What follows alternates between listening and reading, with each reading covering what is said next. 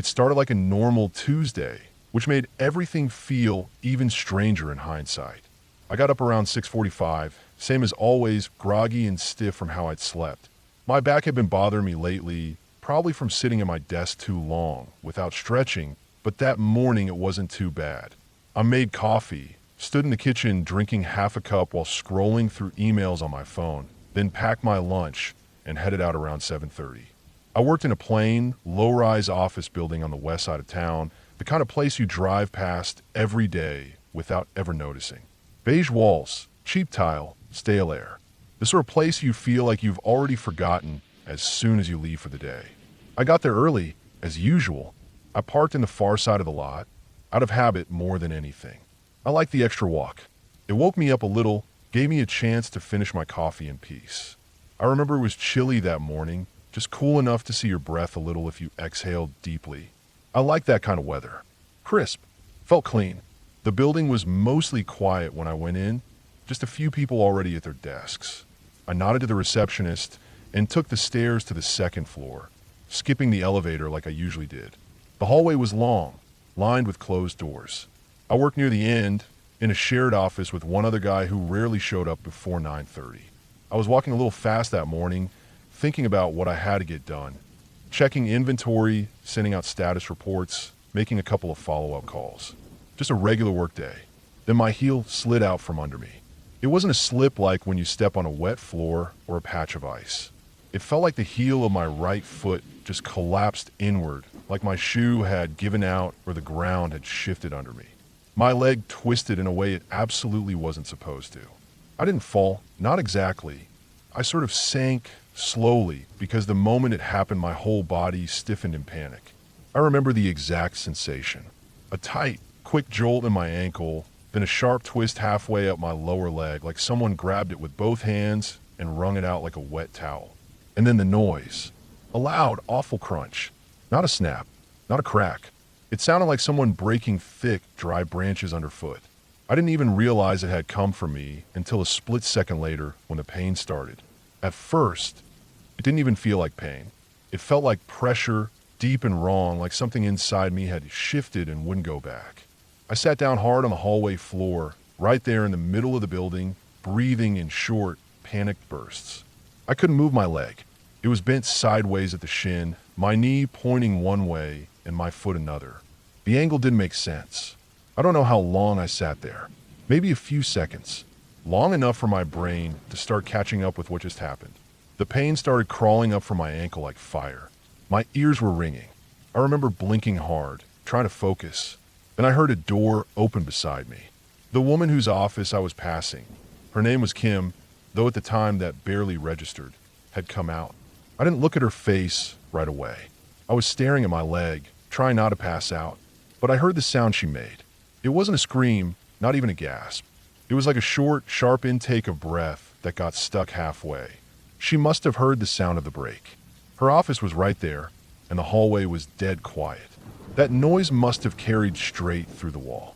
She stood over me for a second, then disappeared back into her office. I think she called someone.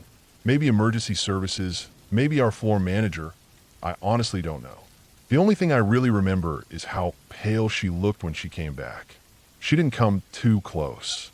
She just sort of stood there with her hands shaking, like she didn't know what to do or where to look.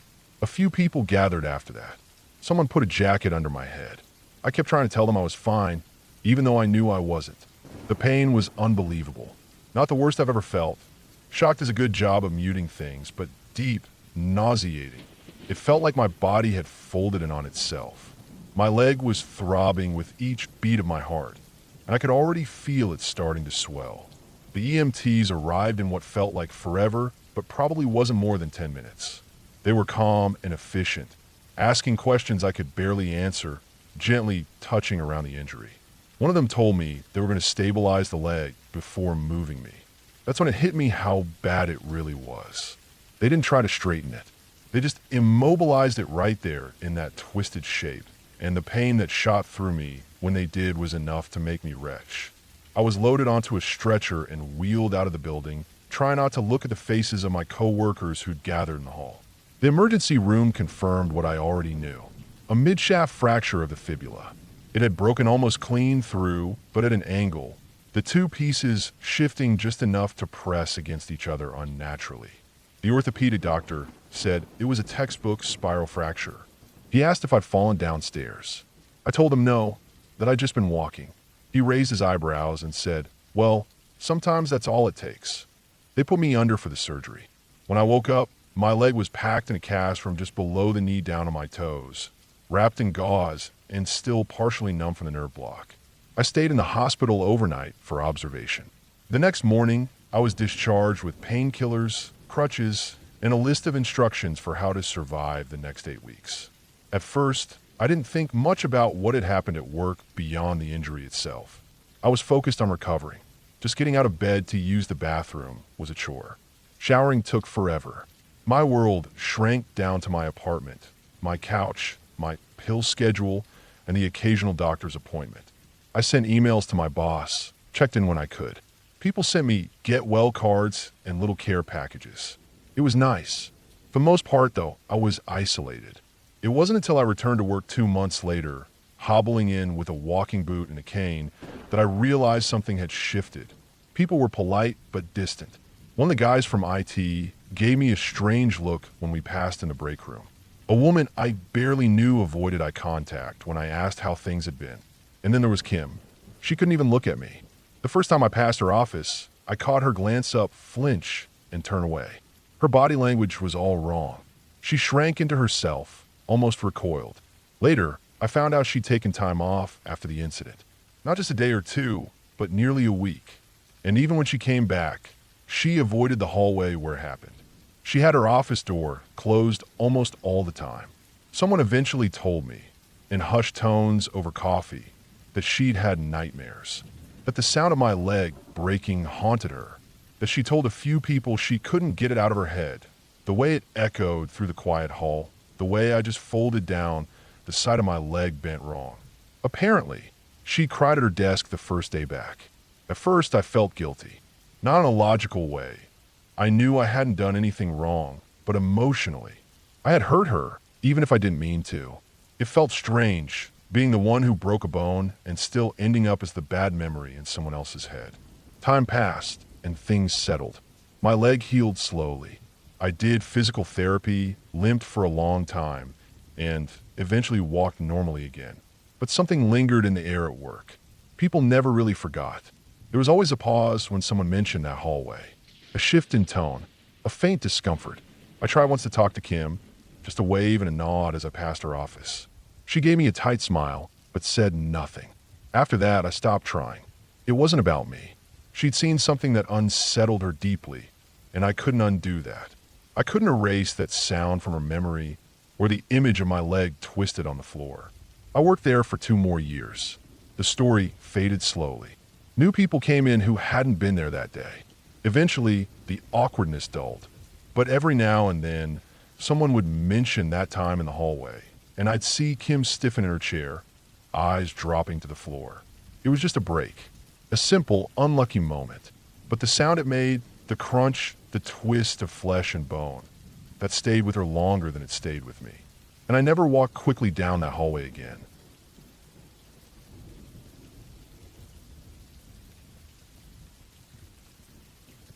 When I was a child, I lived in a tall, narrow Victorian house on a quiet street that curved up a small hill. The house had high ceilings and long, creaky hallways, the kind of place where footsteps echoed and doors never quite closed all the way. The windows had thick wooden frames that groaned when the wind pushed against them, and in the winter, cold drafts would sneak in through the gaps. It was just me and my mother. She worked long hours as a nurse at the hospital on the other side of town. Most nights, I fell asleep to the hum of the television in the living room or the soft sound of her footsteps coming up the stairs after a shift. I must have been 5 or 6 when I started noticing the laughing. It didn't happen every night. Some weeks it didn't happen at all. But when it did, it was always the same. I'd be lying in bed, staring at the ceiling or the dim shape of the dresser against the far wall, trying to fall asleep. The room would be silent except for the ticking of the old plug-in clock on my nightstand. And then, all at once, I'd hear it. Laughter. It didn't sound like a television show. It was too quiet for that. There were no voices leading up to it, no background noise, no music or commercials. Just laughter. At first, I thought it might have been the neighbors. Maybe someone outside. But it sounded close, like it was just outside my bedroom door. Soft, low chuckles. Sometimes a giggle. Other times a deep laugh, the kind you'd hear from a grown man. It never lasted long, maybe 20 or 30 seconds. And then it would be gone. I'd pull the blanket up over my head and try to stay as still as possible, breathing quietly until I finally drifted off. In the morning, the house would be calm again. I'd go downstairs and eat cereal at the kitchen table while my mom packed her lunch or took a quick shower before her shift. I remember once telling her that I'd been hearing laughing at night. She barely looked up from her coffee and said something about the television. Probably just the late night news or a show left running too loud, she said. But it never sounded like TV to me, and I knew where the living room was. The sound wasn't coming from downstairs. After that, I stopped telling her about it. Over the weeks and months that followed, I got used to it in a strange way. The laughing didn't happen every night, but often enough that I stopped being surprised by it. I never saw anything, never heard footsteps, just the quiet hum of the house settling, and then that laughter echoing softly in the hallway like someone standing just behind the door, waiting. The layout of the house didn't help. My room was at the very end of the upstairs hallway, facing the backyard. The hallway stretched from the staircase to my door, with a bathroom on one side and a small storage closet on the other. My mom's room was at the other end of the hallway, facing the street. Sometimes I'd lie in bed, staring at the door, wondering if the sound was coming from the bathroom or the closet, or maybe even my mom's room. But it always sounded like it was just outside. Close. Too close. It was late fall when the worst night happened. I remember it was cold, and the radiator in my room hadn't kicked on like it was supposed to. I was curled up under my blanket, wearing socks and a sweatshirt, and I woke up to the sound of laughter again. But this time, it was in my room. It was the same laughter, only louder. Right beside me, like someone was kneeling next to my bed. I opened my eyes, and the room was dark, but not pitch black. A faint yellow glow came from the hallway night light outside my door. I tried to sit up to see what was there, but I couldn't. I couldn't move. It took me a second to realize what was happening. My shoulders were being pushed down. Hard. Not like a blanket weighing me down or the stiffness you get from sleeping funny. I could feel it pressure. 2 hands, one on each shoulder. I couldn't see them, but I could feel the shape of them. Fingers pressing in, thumbs near my collarbones. Adult-sized hands. Not child. Not my own. I tried to scream, but at first, nothing came out. My chest was tight, like I couldn't take a full breath.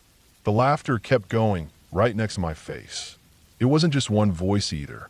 There were different kinds of laughs, all mixed together. One was high-pitched and giggly. One was deep and hoarse. Another was quick, breathy. It was all around me, surrounding me. I couldn't see anyone, but I knew they were there. Finally, I screamed. The moment I did, the pressure lifted. The laughter stopped. The room was silent again, except for my own breathing. Loud, panicked, uneven. A few seconds later, the hallway light got brighter, and I heard fast footsteps coming toward my door. The light flicked on. My mom burst into the room, looking wild and half asleep. I don't remember much after that. She checked the room, pulled my blanket back up, sat on the edge of the bed. She told me I must have had a bad dream. Maybe sleep paralysis, she said. I didn't even know what that meant back then. But I remember telling her that my shoulders hurt. And I remember her face when she pulled up my shirt and looked. Her eyes got big, and her mouth sort of dropped open a little. She didn't say anything. Not then. Just touched the red marks lightly and told me to try and sleep. The next morning, they were gone. Faded. No bruises, no scars. Just a faint soreness like someone had dug their fingers into my shoulders a little too hard. I didn't say anything about it again. Not for years. The rest of that year passed slowly. Winter came and went. We eventually moved out of that house when I was 7. My mom took a job in a different city, and we ended up in a small apartment closer to the hospital. It was brighter there, smaller, less quiet at night. I didn't hear the laughter again. Over time, I started to believe I'd imagined it, that it had just been some strange mix of childhood fears and dreams. Maybe I'd fallen asleep to the sound of the TV and dreamed the rest. Maybe the pressure on my shoulders was some kind of night terror. That's what I told myself over and over. I grew up, started school, moved on. I didn't think about that night for a long time. Years later, when I was in my 20s, I visited my mom for dinner. We were sitting in the kitchen, drinking tea, talking about old times, laughing about some of the weird things I used to do as a kid. I mentioned that old house. I said something like, "Remember how creepy that place was?"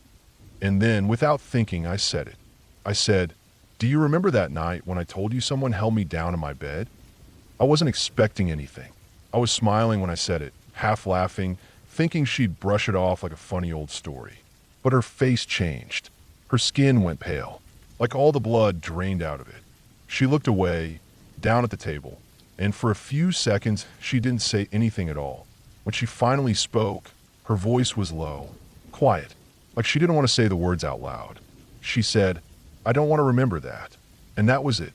She didn't explain, didn't ask anything else, just stared at the table for a long time and then got up to do the dishes. I didn't push her. I didn't bring it up again. But I haven't stopped thinking about it since. It's been years now. I still don't know what happened that night. I don't have an explanation for it. I've done all the reading you can do about sleep paralysis, hallucinations, night terrors. I've told myself over and over that there was a logical explanation, that my brain tricked me. There was stress or exhaustion or some kind of kid's nightmare loop that just felt real.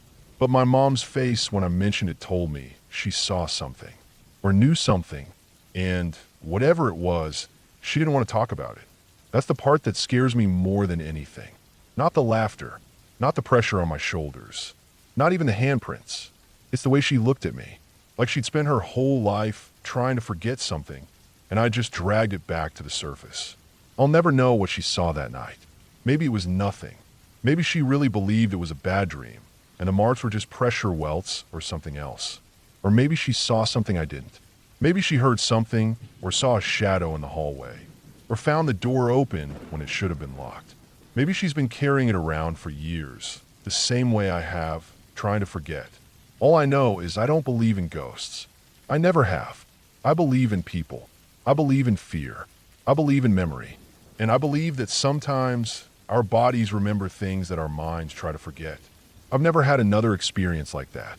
I've lived in apartments and townhouses, stayed in hotels and cabins, traveled across the country. I've slept alone and with others, in silence and noise. I've had strange dreams, sure, and the occasional night where I wake up and feel disoriented or cold or uneasy. But never anything like that night. Still, sometimes when I'm lying in bed and the house is quiet, I think I hear it, just faintly, like a laugh, far off, almost too soft to be real. And every time I do, I stay perfectly still, just in case.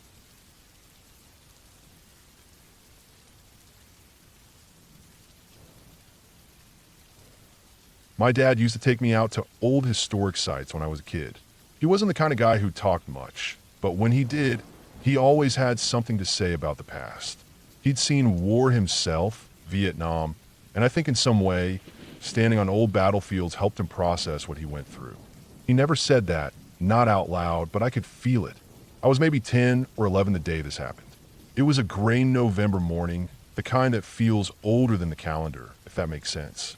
The kind of day where the cold doesn't bite hard, but it stays with you and clings to your jacket and seeps through the seams of your shoes. We were out at the Manassas battlefield in Virginia. I remember the drive was quiet. The trees were mostly bare by then, just a few brown leaves clinging on, and fog hung over the roads like a stretched out sheet of wet cotton. It was early, probably before 10 a.m., and we were the only ones in the parking lot when we pulled up. Dad parked the truck on a rise that overlooked a stretch of the field where a line of cannons sat like forgotten sculptures. They pointed out across the grass, as if waiting for a fight that would never come again. From the tailgate, we could see far across the foggy open space. Nothing moved, nothing made a sound. Just the wind brushing the grass and the distant call of a crow now and then. We sat on the back of the truck, eating sausage biscuits and drinking orange juice from fast food cups. The tailgate was cold and a little wet, and I remember my legs swinging over the edge, not quite touching the ground. Dad had brought a pair of old army binoculars, scratched up and heavy, the kind with a canvas strap that smelled like mildew and metal. He always had them on these trips, said they helped him see better than the plaques. I think I was halfway through my biscuit when I saw him. At first, I thought it was just a statue. A man stood near one of the cannons, down the slope and maybe a football field away. He was standing so still that it didn't register right away that he wasn't supposed to be there. He wore gray and had that wide-brimmed cap you see in Civil War photos. He was holding one arm out, moving it in a slow, deliberate wave. Not a hello wave, more like a beckon. A come here motion, slow and steady. No urgency, just insistence. I tapped my dad and pointed. He took the binoculars and locked them on the man. He stared for a few seconds, adjusted the focus, and kept watching. I asked him what he saw, but he didn't answer. He just kept looking, then eventually lowered the binoculars and handed them to me. I put them up to my eyes and found the man easily. His uniform looked authentic, gray wool, tall black boots, brass buttons. His face was pale, but not in a sickly way, more like the natural tone of someone standing in that cold mist for a long time. His expression wasn't angry or happy, just blank like he was waiting. He kept waving. From up on the hill, I couldn't hear anything, not even the sound of his boots on the damp grass. Dad stood up, stretched, and without saying anything, started walking down the hill toward the man. I watched him through the binoculars, switching my view between him and the soldier. My dad walked with the slow, sure pace he always had, arms hanging loosely at his sides. As he got closer to the man, I noticed the soldier stopped waving. He just let his arm fall to his side and stood perfectly still. The strange thing was, and I only noticed this later, there weren't any footprints. The field was damp and soft, and I could clearly see where my dad's boots pressed down into the earth as he walked. But the man near the cannon left nothing. The grass around him looked untouched. Dad got to within maybe 10 or 15 feet of him and stopped. He didn't walk all the way up. He just stood there, motionless, his shoulders slightly hunched and his head tilted as if he was trying to make sense of what he was seeing. I couldn't see the soldier's face clearly anymore. He was turned slightly away, but I could see my dad well. And what I saw scared me more than anything else that day. He looked afraid. I'd never seen that look on him before. Not when a tire blew out on the freeway. Not when we got caught in a thunderstorm while hiking. Not even when a drunk guy started yelling at us outside a gas station in the middle of nowhere. But now, he looked frozen, not like he was cold, but like something inside him had locked up. Then he turned and ran. He didn't walk, didn't back away. He ran, full sprint, up the hill, boots kicking up little sprays of mud, arms pumping like he was 20 years younger. I dropped the binoculars and scrambled off the tailgate, not knowing what was going on, but feeling that something was seriously wrong. He reached the truck, grabbed everything off the tailgate, our trash, the food wrappers, the cups, everything, and shoved it all into the cab. He didn't speak, just moved with frantic energy, like someone late for a flight. We peeled out of that parking lot, gravel spraying behind us, tires spinning slightly before catching grip on the damp dirt. The ride home was silent. I kept waiting for him to explain, but he just kept both hands on the wheel, knuckles white. His face was pale and drawn tight, eyes locked on the road. The fog followed us for a while, clinging to the sides of the road like it didn't want to let us go. He never took me back to Manassas after that. It was a few days later when I finally asked him what he saw. He didn't want to talk about it at first. Said it was probably nothing, maybe a reenactor who was messing around. But the more I asked, the more that wall cracked, until he finally told me, slowly and carefully, what he'd felt. He said that as he walked closer, the air got colder. Not like a breeze or a weather thing, just a bone-deep cold that he felt in his chest and arms. Like walking into a freezer, but without the sting. The man never moved again after he stopped waving. He just stood there, watching, and the closer my dad got, the more a strange feeling settled in his gut. He described it like walking into an ambush, like when something is wrong, but your brain hasn't figured it out yet. He said he felt surrounded even though there was no one else there. Then, as he reached the point where he should have seen the man's face clearly, he said the man just wasn't there. 1 second, he was, the next, he wasn't. Not like a puff of smoke or a dramatic fade, just gone. Dad said it was like blinking and missing a step on the stairs. That quick jolt in your gut, the one where your body knows something's off even before your brain can catch up. That feeling, the drop in his stomach, the tightness in his spine, that's what scared him. Not the man disappearing, but the way it made him feel. He said it was the most danger he'd felt since the war. Not because someone had a weapon, but because something about that moment didn't belong to the real world. But here's the thing. From where I was sitting, with the binoculars, the man never disappeared. I saw them both, standing there, my dad maybe 10 feet away from him, and the soldier just watching, still and silent. I never lost sight of either of them. Even as my dad turned and ran, the soldier didn't move. He just stood there, arms at his sides, staring at the empty space where my dad had been. I watched him for another 10 seconds or so before the binoculars slipped in my hands and I looked away. When I raised him again, he was gone. Not like he walked away. Gone. No sign of him. The field was empty. No movement, no figure, no trace. And here's where it gets weirder. A few weeks later, my dad was cleaning out the truck and pulled out the binoculars. He checked them and noticed something strange. There was a crack in one of the lenses. Not huge, but enough to distort part of the view. He asked me if I dropped them. I said no. I was careful. But when he looked through them, he said the crack was right in the middle of the field of vision. You couldn't miss it. I looked through them too, and yeah, it was like a spider web across the center. But I know I saw everything clearly that day. No distortion, no blur. The man was crystal clear. Even now, I can see him if I close my eyes. Over the years, I've gone back to Manassas a few times on my own. Nothing ever happened again. I've walked that same slope, stood near those cannons, looked for footprints, for clues, for anything. I even checked with the park rangers once and asked if there were reenactments scheduled that day. They said no, nothing had been planned that week, and they didn't allow unauthorized reenactors in period gear on the field for safety reasons. That day stuck with both of us in different ways. For me, it's a mystery I can't explain, but have tried to rationalize 1,000 times. For my dad, it was something deeper. He never went back, never talked about it again after that first time. And when I'd bring it up as an adult, he'd just shake his head and change the subject. I don't think we saw a ghost. I think we saw something real, someone real, but maybe not someone who was supposed to be there. Maybe a reenactor who lost track of time. Maybe someone who didn't want to be found. Or maybe, just maybe, something about the fog and the silence and the field played tricks on both of us. But I'll never forget how my dad ran that day. And I'll never forget the look on his face when he did.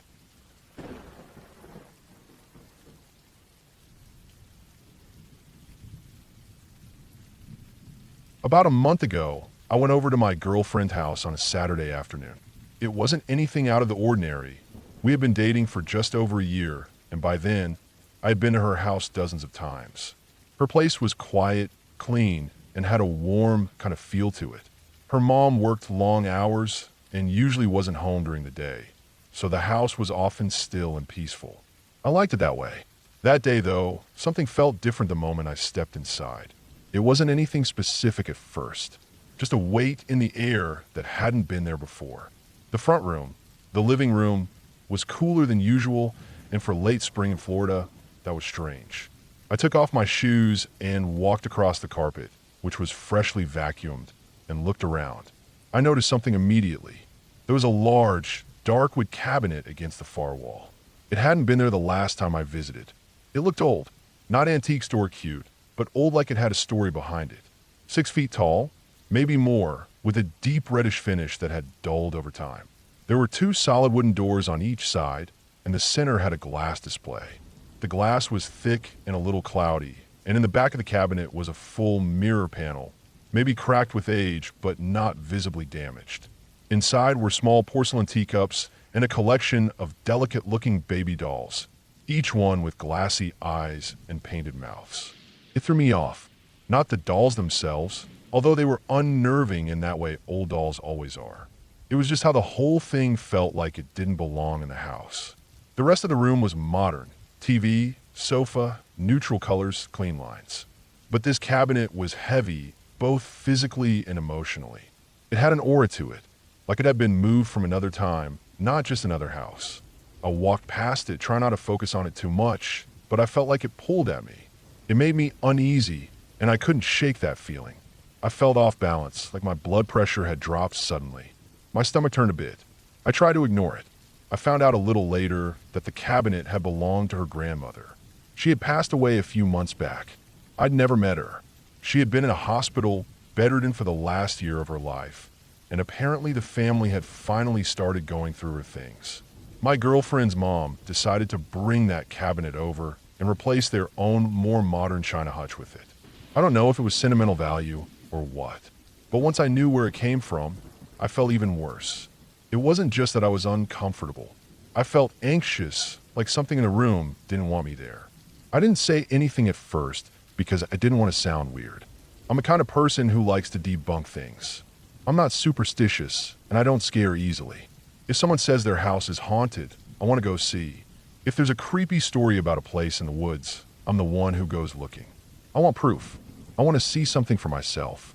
And until this, I never had. But that day, all I could think about was getting out of that room. After maybe 20 minutes of trying to sit on the couch and relax, I finally admitted I didn't feel right. My girlfriend brushed it off, said maybe I was just tired.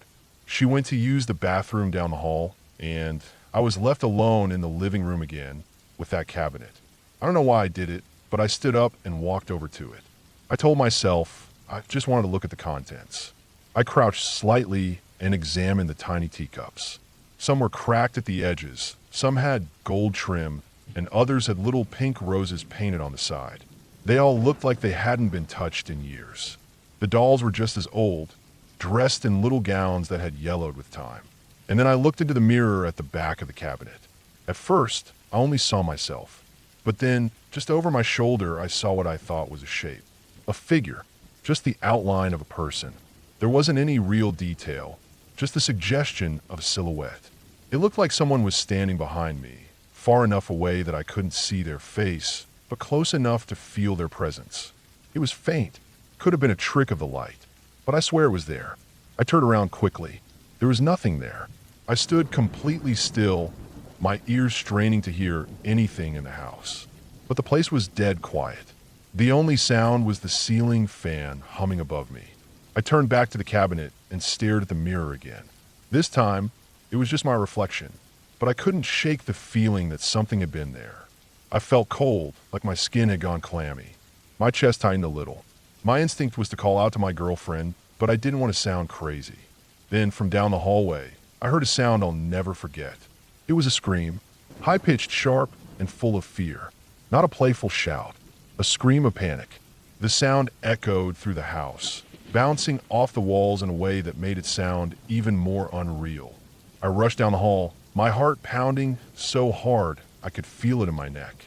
When I reached the bathroom, the door was closed. I banged on it. My knuckles hit the wood over and over again until finally it opened. She was sitting on the floor, fully dressed, her knees drawn up, shaking. Her eyes were red, and she had been crying. I couldn't understand what had happened.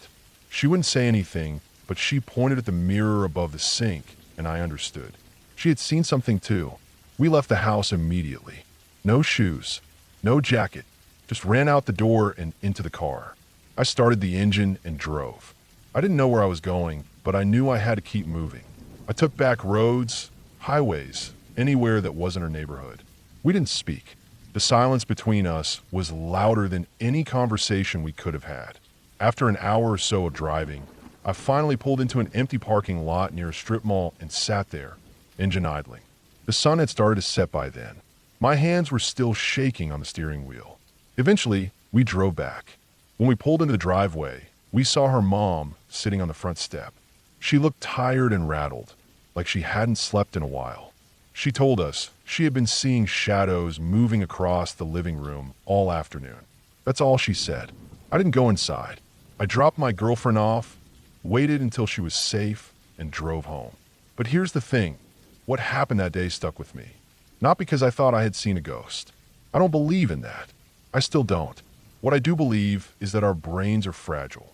Our minds can play tricks on us, especially when we're exposed to stress, memory, grief, or even just odd atmospheres. I started researching that cabinet. Not that exact one, but similar pieces. I learned about how mirrored furniture, especially old ones, could distort reflections. The glass warps over time. Warped can shift and reflect things weirdly in dim light. Some of those mirrors were backed with silver nitrate, which breaks down with age and can create ghostly shapes under the surface. That's science. That's real. But what stuck with me more was something else. Not the mirror, not the silhouette, not the scream. It was the way I felt. That overwhelming sadness, that anxiety, that cold pressure on my chest. That wasn't a haunting. That was a reaction, and it didn't come from nowhere. When I thought more about it, I realized something important. I never knew her grandmother, but that house had absorbed a kind of silent grief. That cabinet had sat beside her grandmother's bed for decades. It had been a silent witness to her life, her decline, maybe even her last days. Her mother brought it into that house as a memory, but also as a weight. Furniture like that isn't just wood and glass. It holds history, emotion. We don't always feel that, but when we do, it hits deep. The mind can detect things long before we understand them consciously. A shift in air pressure, a change in scent, the suggestion of a shape. It's not supernatural. It's human perception working overtime to make sense of unfamiliar emotional residue.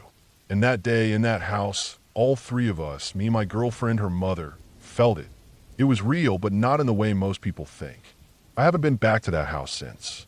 She still lives there. The cabinet is gone now. Her mom moved it into storage a week later. She said it didn't feel right having it there. I didn't argue. There's no ghost story here. No possessions. No haunted object. Just a moment where the weight of something unspoken became too much. It was a house trying to carry more than it could hold. And for a few hours, it spilled over. And that was enough.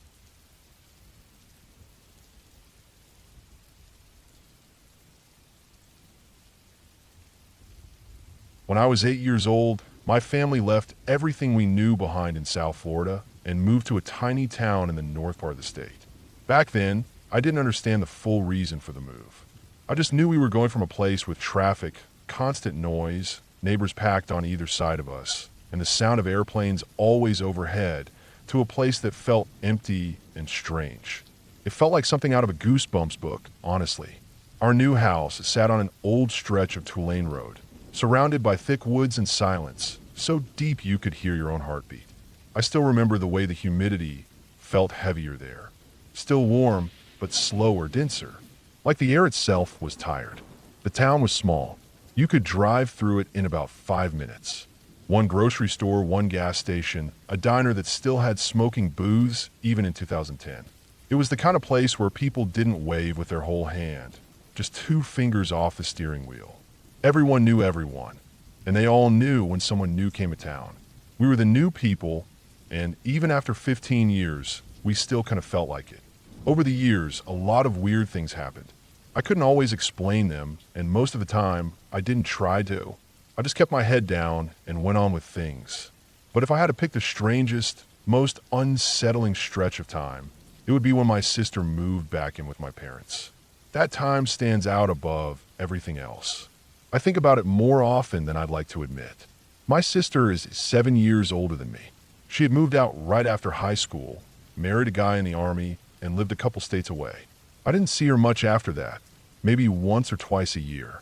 Then her husband got deployed to Afghanistan, and she had just had a baby a few weeks before he left. She was alone in a rented trailer at the edge of a pine forest, still recovering from childbirth, learning how to care for a newborn and carrying the weight of a husband in a war zone. It was too much, so she came home. My parents still lived in the same house we'd moved into all those years ago. It was a squat, one-story house with an L-shaped driveway and a carport that always had spiderwebs in the corners. The yard was big, but mostly just patchy grass and dirt. My dad tried to grow tomatoes in buckets near the fence, but they always came out small and cracked. The woods pressed up against the back of the property like they were leaning in to listen. There was no fence, just a tree line, and it always felt like someone could be standing just inside it, and you'd never know. My sister moved into the back bedroom with her baby. That room used to be hers growing up. It had a small window that looked out toward the woods and a ceiling fan that ticked when it spun, like it was just slightly off balance. She set up a bassinet beside the bed, unpacked all her baby's stuff, and tried to settle in. At first, it was quiet. She was tired all the time. My parents helped when they could, but they were older now. I visited when I had time, usually on weekends. I'd bring food or help out with the baby. My sister and I were never particularly close, but we tried. Those first couple of weeks, she looked worn out. Her eyes were always puffy. Her skin was pale, and she walked around with her shoulders tense and her neck tight, like she was always halfway between sitting down and bracing for something. Then she started telling me little things. She said the headboard of the bed would thump against the wall sometimes in the middle of the night. Not like she'd bumped it, but like it had been pushed or pulled. She thought maybe it was just her shifting around in her sleep. Newborns don't let you get a lot of deep rest, so you start to question what's real. She tried to ignore it. She told me that once she woke up and it felt like someone was tickling her ribs. Not hard, just a light touch, like when someone tries to get your attention without poking too hard. She said she'd sat up and looked around, but there was nothing in the room except her and the baby. He was still asleep. She brushed it off, said it was probably nerves, but I saw the way she looked when she said it. Her eyes didn't blink enough, and she talked faster than normal. She was scared, even if she didn't want to admit it. Then one night, everything got worse. It was maybe 3 in the morning when my mom woke up to the sound of screaming. She told me about it later in a kind of flat, distant voice. The kind people use when they're not ready to process what they saw. She said the sound wasn't just a yell. It was real terror. When she ran into the back bedroom, my sister was sitting on the bed holding the baby, white as a sheet, with tears all over her face. But what scared my mom the most was the bed itself. She said it was rocking violently, not back and forth like someone rolling over, not just a slight shake from someone kicking their feet. It was moving like a ride at a carnival, up and down, side to side, jerking and bouncing like it had no weight to it. My mom said she didn't understand how it wasn't breaking apart. She just stood there in the doorway and watched it for a few seconds, too stunned to move. Then slowly it stopped. Like whatever force had been doing it had just lost interest. The mattress settled. The frame made a low creaking sound. And then everything was still again. That moment marked a shift. After that, my sister wouldn't stay in that room alone unless she absolutely had to. She started keeping a light on all night. She kept her phone close. She even moved the baby's bassinet closer to the door, like it would make it easier to get out fast. But the worst moment, the one that really made her feel unsafe, came a week later. She was sitting on the bed, nursing the baby in the early morning hours. The rest of the house was dark. My parents were asleep. She said everything was quiet.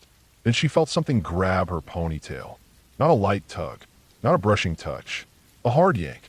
It pulled her head sideways, hard enough to make her let out a sound. She tried to twist around, but there was no one there. The baby didn't even stir. It happened again, another yank, harder this time. She told me later it felt like being handled, like someone had a hold of her head and was trying to control it. She panicked. She stumbled up, holding the baby tight against her chest, and ran to the hallway. She stayed there until my mom got up.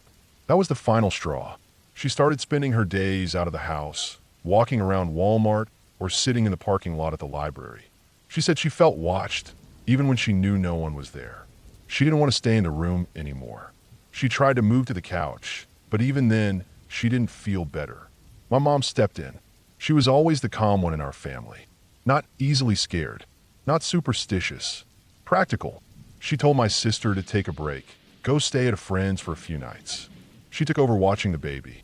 She didn't talk much about what happened, but I could tell it had unsettled her too. After that, things stopped. The baby slept better. No more thumping headboard. No more touches or tugs or shaking. The room stayed quiet. I asked my mom once if she thought it had just been stress, lack of sleep, postpartum things. She nodded, but it didn't feel like a real answer. I never got a straight explanation from her. She just kept the door to that room shut when no one was using it. Years passed. My sister moved back out when her husband came home. They live out of state now, in a small suburb with sidewalks and lawns and a neighborhood watch. She doesn't talk about those few weeks much. I think she wants to forget them. The room stayed empty for a long time. My parents use it for storage, mostly. Stacked boxes, old clothes, plastic tubs full of VHS tapes no one watched anymore. Sometimes when I visit, I pass by that hallway, and I notice the door still has a small dent where the headboard used to hit it. Eventually, my parents remodeled. They turned the room into a kind of home office, though it's rarely used. The bassinet got packed away into the attic. The old mattress was thrown out. The bed frame got taken to the dump. Nothing strange has happened there since. At least, not that I've heard. But every so often, when I stay over and lie awake at night, I wonder what really caused all of that.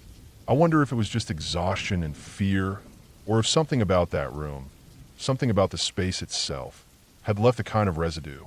Not a ghost, not a curse, just something. Like the house had a memory of what it used to be. Like it didn't understand the new life inside it, and acted out in the only way it could. I don't believe in haunted houses. I don't believe in spirits or demons or any of that. But I do believe that houses remember things. And sometimes when you change the rhythm of a place that's been quiet for a long time, it pushes back. Whatever it was, it's gone now. At least I think it is.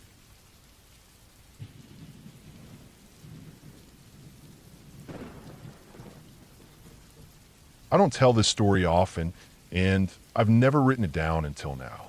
Not because I'm scared of it, really, but because I don't quite know what to make of it. It doesn't have an explanation that makes sense, and it doesn't feel dramatic enough to share in the way people usually tell scary stories. But it's real. I lived it, and even now, so many years later, I can still feel this strange tightness in my chest when I think about it. The way my mind gets quiet, like it's stepping around something fragile. Like it knows that night was different. It happened when I was 13. My grandmother was dying of cancer. She was in her 70s, and her decline was fast. Once she was diagnosed, it was less than 4 months before she was bedridden. The last few weeks of her life were spent in her home, in a small, 2-story house that always smelled like carpet powder and boiled vegetables. I don't know if anyone else's grandparents' houses smelled like that, but hers did. It was comforting in a weird way. That smell always meant stability to me, like nothing could go wrong, even when it clearly was. My mother and I moved into her house to take care of her. My dad stayed back home because of work, but I didn't mind. I liked being near my grandma. She wasn't the type to tell stories or bake cookies, but she had this way of making a room feel steady. She could be quiet for hours, but you'd never feel alone. That went away near the end, when the cancer reached her bones, and she stopped being able to eat properly. It was like parts of her personality slipped away with each passing day. By the final week, she couldn't get out of bed. She was thin in a way that made her body look strange under the covers, all sharp edges and pale skin. Her voice was weak, sometimes too quiet to hear, and she slept most of the day. Hospice nurses came by every couple of days, but mostly it was my mom taking care of her. I helped when I could, but honestly, I spent a lot of time upstairs pretending to do schoolwork or playing old Game Boy games with the sound off. I felt guilty about it sometimes, but I also knew I couldn't handle much more. The layout of the house was pretty simple. Grandma's room was downstairs, just off the kitchen. My mom and I stayed in the 2 upstairs bedrooms. My mom in the room she grew up in, and me in what used to be a sewing room. It had one small window and this ugly floral wallpaper that peeled at the corners. I didn't mind it. I liked that it felt separate from everything. Like I could still have something of my own while the rest of the house slowly transformed into a place of sickness and silence. That night, the one I still think about, was like any other near the end. My mom and I had eaten dinner late after she finished giving Grandma her meds and changing her sheets. It was quiet in that slow, tired way that always seems to hang over a house when someone is dying. We sat at the kitchen table and barely spoke, just kind of nodded at each other now and then. I remember the lights were low. I was fiddling with the salt shaker. My mom looked exhausted. I think she was too tired to even cry anymore. We went to bed around 11. I lay awake for a while, staring at the ceiling, listening to the occasional creak of the old house settling. That place always made noises, floorboards shifting, pipes groaning slightly when the heater kicked on. It never scared me. I knew the sounds. I knew what they meant. But that night, something about the quiet felt sharper. I don't know how else to describe it. Like the silence wasn't just silence, but something waiting underneath it. I must have fallen asleep eventually because I woke up suddenly to the sound of my bedroom door opening. Not creaking open slowly, just opening fast and clean like someone pushed it open with purpose. I sat up immediately. I wasn't groggy. It was like my brain snapped awake all at once. My mom was standing there in her robe. Her face was pale, eyes wide but not panicked. She didn't say anything. I don't even remember her making a sound. But somehow I knew something had happened. I stood up and we both walked downstairs. I followed her down the narrow staircase, barefoot on the cold wood. She moved fast but not frantically. I remember being surprised at how steady her movements were. When we got to the bottom of the stairs, she turned and looked at me, and it was the only time I remember seeing real fear in her eyes. She didn't speak, but she gestured toward the hallway with a quick movement of her chin. I followed her down the hall toward her bedroom. She opened her door, stepped in, and pointed at the bed. "She woke me up," she said. That's the only thing I remember her saying. She woke me up and left. At first, I didn't understand what she meant. I looked at the bed, rumpled blankets, the dent in the mattress where my mom had been sleeping, and then toward the open doorway. It was dark. My mom stepped out again and started toward Grandma's room. I followed her. We reached the door together. It was already open. The room smelled stale and faintly of medicine. The night light on the far wall cast a soft yellow glow over the bed. My grandmother was lying there, exactly where she'd been when we tucked her in. But something was different. The rise and fall of her chest wasn't there. My mom moved quickly. She leaned in close, placed 2 fingers against Grandma's neck, then backed away slowly. Her face didn't change much. No sudden tears or dramatic gasp. Just this flat, hollow sort of expression. She stood there for a long moment, then walked to the hallway phone and dialed hospice. I sat down on the small armchair in the corner of the room and stared at my grandmother's body. Her mouth was slightly open, her skin grayish in the nightlight. Her arms were limp, resting at her sides. The strange part, the part that never made sense, was how calm everything felt. No panic, no confusion, just a quiet sense of this is it. I didn't cry, not right away. I didn't feel anything, really, not sadness or relief, just a sort of numb heaviness. We spent the next few hours in that strange, slow-motion space that happens after someone dies. A nurse came, then someone from the funeral home. Papers were signed. The body was removed. Everything happened quietly, like people were trying not to disturb the silence that had settled in the house. By dawn, the house was empty again, just me and my mom. She went back to sleep. I didn't. I sat at the kitchen table, staring out the window at the back fence, trying to process everything. I kept going over what she'd said. She woke me up and left. But it didn't make sense. Grandma couldn't walk. She hadn't walked in over a week. She hadn't even been able to sit up without help. There was no way she could have gotten out of bed, walked across the house, woken my mother, and gone back without assistance. And yet, that's what my mom told me. That's what she'd said. I didn't ask her about it that morning. It didn't feel right. And for a long time afterward, we didn't talk about it. Life just moved on. The funeral came and went. We moved back home. My mom went back to work. I went back to school. I didn't think about that night too much, except in those quiet moments before sleep when the memory would drift in like fog under a door. A few years passed. I was in high school. One day I brought it up. I was curious, not scared. I asked her, casually, if she remembered that night. Specifically, what she'd said to me. She looked confused, genuinely confused, like she didn't even remember coming into my room.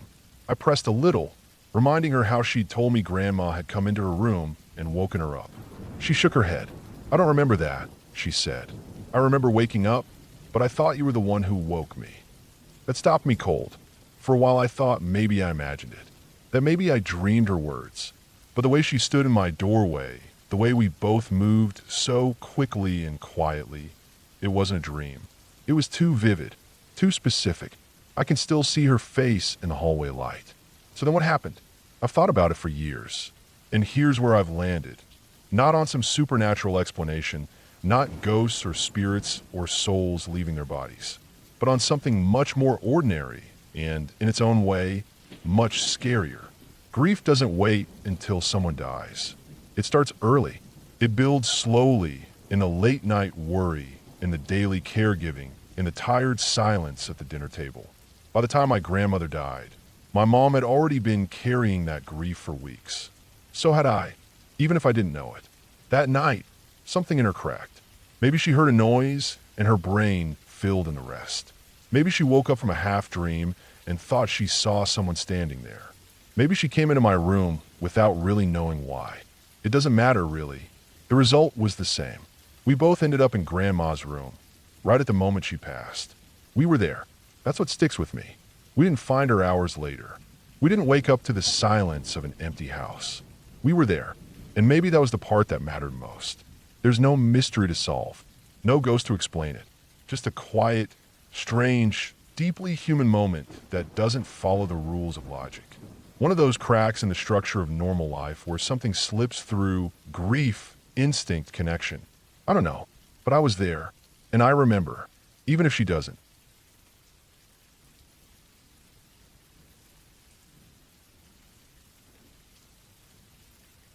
I used to think painting houses was one of the safest, most boring jobs you could ever do.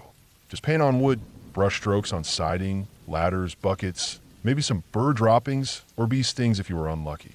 But not much else. At least, that's what I used to think. My uncle has always worked hard. He never went to college, never got into office work or computers or anything like that. He's done a little of everything over the years. Landscaping, hauling, pressure washing. But the one thing he stuck with consistently was painting houses. Especially during the warmer months, spring into fall. It was his bread and butter. His truck was always packed with ladders, drop cloths, cans of paint, brushes of all shapes and sizes, rollers, scaffolding, and that strong, bitter smell of turpentine that just clung to everything. The truck had a vinyl logo on the side with his business name and a phone number. He'd go around town picking up jobs. He had a good reputation, on time, fair prices, good results, and people trusted him. Sometimes, especially when the jobs stacked up or when the weather was against him, he'd call my dad and ask if I could help. I was 17, old enough to take orders, young enough to be cheap labor. I didn't mind.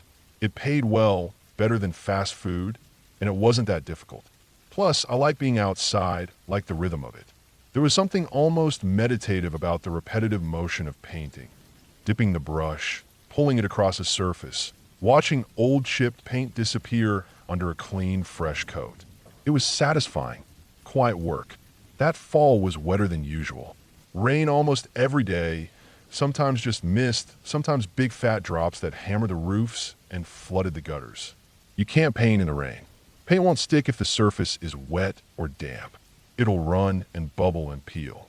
And on days where the rain had just stopped, the humidity would cling to everything, soaking deep into the wood and trim. So jobs got backed up. We'd start painting one house. Rain would stop us. Then we'd jump to another site across town where the sun had dried the siding a little faster. It was a juggling act. My uncle tried his best to stay ahead of the delays, but that fall, things got behind. Way behind. That's how we ended up at that old Victorian house on the north side of town. It was one of those grand old places that probably looked like something out of a postcard when it was first built. Tall roof lines, ornate trim, a rounded turret, and narrow windows with frames that flared at the top like they were wearing little crowns. It had a wraparound porch and a big maple tree out front that was shedding its leaves like crazy. I'd never noticed the house before that year, even though it sat just a few blocks off one of the main roads. It was tucked away on a quiet street, kind of hidden by overgrown hedges and the tall branches of trees that hadn't been trimmed in years. The couple that lived there, an older woman and her husband, had hired my uncle some time back in the summer. My uncle told me the husband was an author, some kind of writer, though I didn't recognize the name. Apparently, he worked from home up in the attic, which had been converted into a study. The job should have taken about a week, tops. But with the weather and all the other delays, we hadn't finished even by October. Then, sometime late in the season, my uncle got a call from the wife. She was polite but firm. Said her husband was having trouble concentrating with the scaffolding outside the study window. Said it was blocking his view or something. My uncle took the call in his usual good-natured way, promised we'd prioritize it. The job was nearly done anyway. Just a few areas left on the upper backside. He told me we'd knock it out in a day or two if the weather held. We showed up in the afternoon. I remember that day so clearly. The air had that strange bite to it. Not cold, exactly, but sharp like it cut through the sleeves of your hoodie and chilled your bones. The sky was a flat, endless gray. Not stormy, just dull and still. There was no breeze, no birds chirping. The whole neighborhood felt empty, dead quiet. We parked on the curb and walked around to the back of the house. The front was already done, crisp white siding with a navy blue trim. The back was only half finished. The third floor section still needed its second coat. That's where I came in. My uncle was the guy who did all the finishing work, the clean lines and touch-ups around windows and doors. I did the heavy lifting, the first coats, wide strokes, rolling the big panels. That day, I'd be working on the third story, up on the scaffolding that had been there since summer. He asked me, half joking, if I was still afraid of heights. I told him no. I wasn't, not really. But I didn't love them either.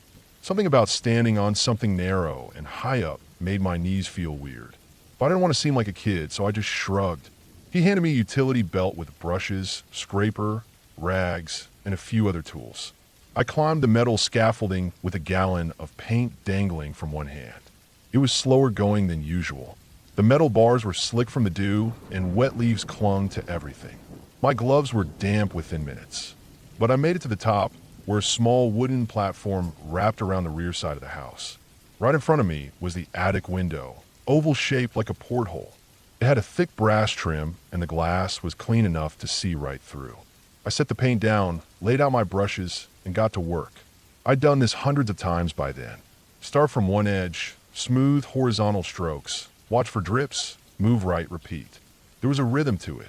After a while, the smell of the paint sort of disappeared from your nose. Your arms start to burn a little from holding the brush at odd angles, and you stop thinking. It becomes muscle memory. I was just reaching the middle section of the wall, right above the attic window, when something caught my eye. I looked down, then straight ahead. Through the glass, I saw him. The husband. He was sitting at a desk directly behind the window. There was a lamp with a brass neck and green shade, casting a pale light across the room. Bookshelves lined the walls. Papers were stacked in piles across the floor and desk. He was facing me, unmoving. At first, I thought maybe he was just watching me work. It's not unusual. People stare all the time when you're working on their house. But there was something off about the way he looked. His face, it was blank, not neutral, not resting, just empty. There was no sign of curiosity, annoyance, or amusement. His mouth was slightly open, his shoulders slack. But his eyes, they were locked on mine. Fixed. I felt a weird tightness in my chest. I didn't know what to do, so I gave a little nod and half smile like a nervous tick. He didn't respond, just kept staring. And then, slowly, his right hand came up from the desk. In it, he held a silver pistol. I froze. There was no rush in his movement, no dramatic flourish. He simply raised the gun to his temple. Not once did he blink or look away. His eyes stayed locked on mine as he pulled the trigger. I saw the flash first, yellow and violent, and then the glass was covered in red. His head snapped sideways. Something hit the inside of the window, hard like a sack of wet clay. Then nothing, just the stillness again. I didn't scream, not loudly. It was more like a gasp, sharp and sudden, that caught in my throat. I stepped back. My foot missed the board behind me. And then, before I even realized I was falling, I was weightless. 3 stories. I crashed through a branch, then another, then landed hard on my right side in a bush. My vision blurred. My ankle exploded in pain. I couldn't move. I just lay there, groaning, staring up at the scaffolding swaying above me and the pale gray sky. My uncle came running around the corner. I could hear him swearing under his breath, but his voice sounded far away. He knelt beside me, checking my limbs. My ankle was bent at an angle it wasn't supposed to be. Everything else was scratched, sore, or bruised, but intact. The police came soon after. So did an ambulance. The man upstairs was dead. The details trickled in slowly over the next few weeks. Apparently, he'd been struggling for a long time. Depression, heavy drinking, arguments with his wife. Writer's block, too. That's what the wife had said. He hadn't published anything in years. He'd stare at his screen for hours without typing a word. Some days, he didn't come down from the attic at all. His wife told them he'd been quieter than usual lately, withdrawn. But she never imagined he'd do something like that. She moved out not long after. Left the furniture, the books, everything. The house sat empty after that. Over time, the paint we had applied began to fade. The siding dulled. The scaffolding was taken down by someone else. But no one else moved in. It just sat there empty, waiting. I went to counseling for almost a year after that. They said I had post-traumatic stress. That made sense. I had nightmares for months. Not of the man pulling the trigger, but of the way he looked at me. Not angry, not sad, just blank, like there was nothing left in him. Like he had already died days before and just hadn't gotten around to making it official. I haven't painted a house since. I took a job in a hardware store for a while after high school. Then I went to community college. I work an office job now. It's boring, but I don't complain. Boring is good. I like boring. Sometimes when I'm driving on that side of town, I catch myself checking the street signs. My chest tightens when I realize how close I am to that house. I never drive past it, not directly. I take the long way.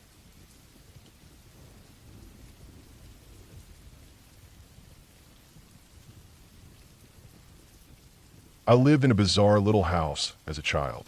Looking back, I still can't believe how strange it really was. From the outside, it looked like a tall, narrow rectangle just shoved upright into the earth. It was incredibly thin and towering, like one of those narrow houses in old European cities where they built up instead of out.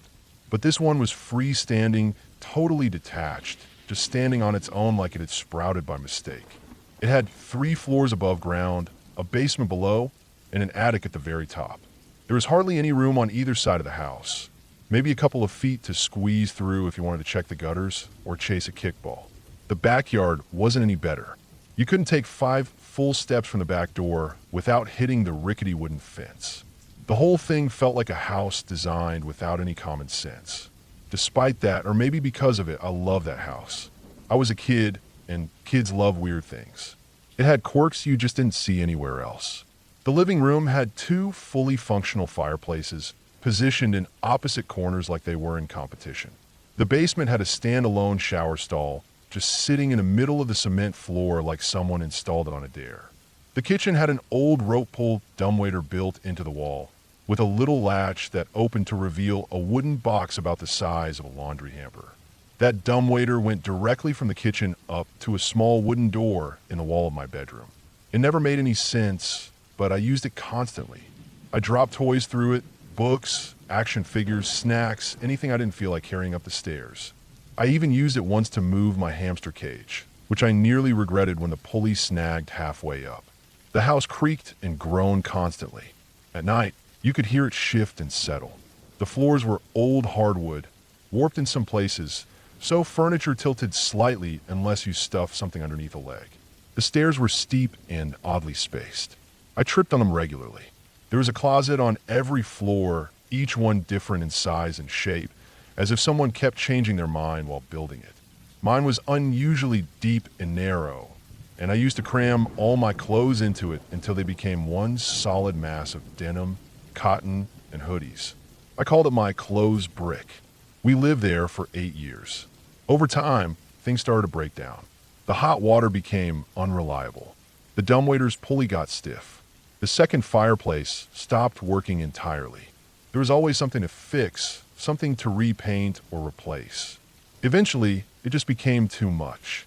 My parents decided the cost of fixing everything wasn't worth it anymore. They bought a new place, more practical, less weird, closer to town, with a driveway and an actual garage. I was sad to leave, but I also knew they were right. That house was more headache than home at that point. Packing up was a long process. I handled most of my own room. I threw away a lot, boxed up what I wanted to keep, and shoved the rest down the dumbwaiter in bundles. It wasn't exactly efficient, but it saved me a lot of stair climbing. Toward the end, I turned to clearing out the closet. It was harder than I expected. The clothes had been jammed in for so long that they'd compacted into a single dense wall. I pulled and yanked at it, dislodging layer after layer of old shirts and forgotten socks. As I dug deeper, I noticed something I'd never seen before. There was a small square panel in the ceiling of the closet. It wasn't obvious. There were no markings, no handle, just a faint outline in the drywall and a bit of a draft coming through the edges. I felt around and found a finger-sized notch in one corner. I hooked it and pulled gently. The panel lifted with a dry, scraping sound and flipped up into the ceiling. Above me was a dark opening, just large enough to crawl through. I stared at it for a few minutes, feeling the cool air come down in little waves. Then I stood on top of the closed brick and boosted myself up. The attic was bigger than I expected, especially for a house so narrow. The roof slanted down steeply on either side, and thick wooden beams crossed it like ribs. The first thing I noticed was that it wasn't dark. That should have been strange, but it took me a moment to realize why. There were strings of old Christmas lights stapled along the rafters, the kind with large red bulbs. Most of them were dead, but a few still glowed faintly, casting everything in a dull, reddish haze.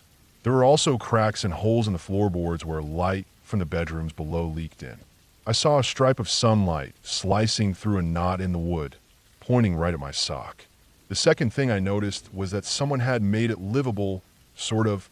The pink insulation was stapled behind clear plastic sheeting, like someone had tried to keep the place from getting too dusty or drafty.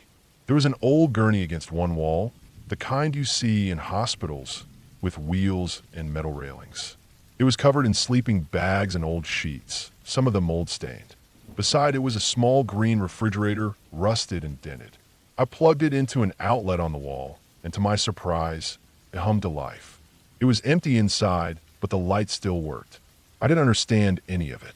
Why would someone live up here? Who had been sleeping in my attic, above my head, for all those years? Then I saw the bones. They were in piles, 6, maybe 7 of them, each one a different size. They weren't neatly arranged or sorted, just stacked in chaotic mounds like someone had raked them together. Some were small and delicate, others thick and long. There were skulls too, of various shapes and sizes, though most were broken or incomplete. 2 of the piles were blackened, the bones charred and cracked like they'd been through a fire. The wall behind those piles was smeared with dark writing. Not letters exactly, more like fingerprints, hand smears, crude shapes. But in a few places, the word sorry was scrawled in shaky lines. It took me a few seconds to react. My mind refused to process it. I just stared, blinking in the red glow of the Christmas lights. I couldn't tell what kind of bones they were. Some looked human. Others definitely didn't.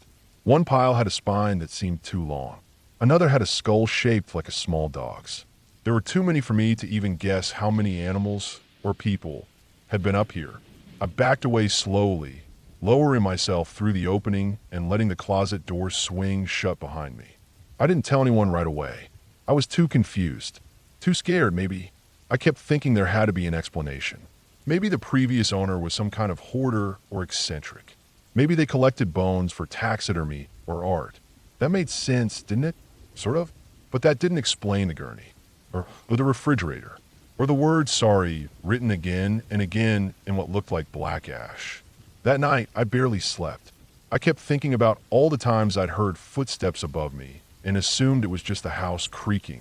All the times I'd woken up to small noises, to tapping or shifting sounds, and rolled over thinking nothing of it. There had been something up there. Someone, or more than one. I didn't want to believe it, but the evidence was too real, too specific. Someone had lived in my attic. When I finally told my parents the next day, they didn't believe me at first. My dad climbed up and took a quick look, then came back down and told my mom to call the police. They showed up within the hour. They took photos, bagged evidence, asked us questions. They didn't tell me much, just thanked me for finding it and said they'd be in touch. We moved out the next morning. I never got the full story. My parents tried to shield me from the details, but I was old enough to read between the lines. Later, when I was a teenager, I looked up news articles from that time. There wasn't much. Just a short piece about human remains found in an attic linked to possible illegal activity from decades earlier. No arrests. No suspects. The house was sold again within a year. I don't know who lived in that attic or why they kept bones. I don't know if they were still living up there when we moved in or if they came and went without us knowing. Maybe they were gone by the time we arrived, and all we ever heard were rats or birds. But the signs were too clear. Someone had lived up there. Someone had eaten up there. Someone had slept up there, while I slept just beneath them, unaware. The house is gone now, torn down and replaced by something sleek and modern. I drove past it once when I was in town. There's no sign of the weird little building I grew up in. Just a clean white duplex with a mailbox and a lawn. But I still think about it. About the bones. about the word sorry scrawled over and over in the dark. I don't know who it was meant for or what they were sorry for, but I know one thing for sure. That attic was never empty, and for 8 whole years it was right above my head.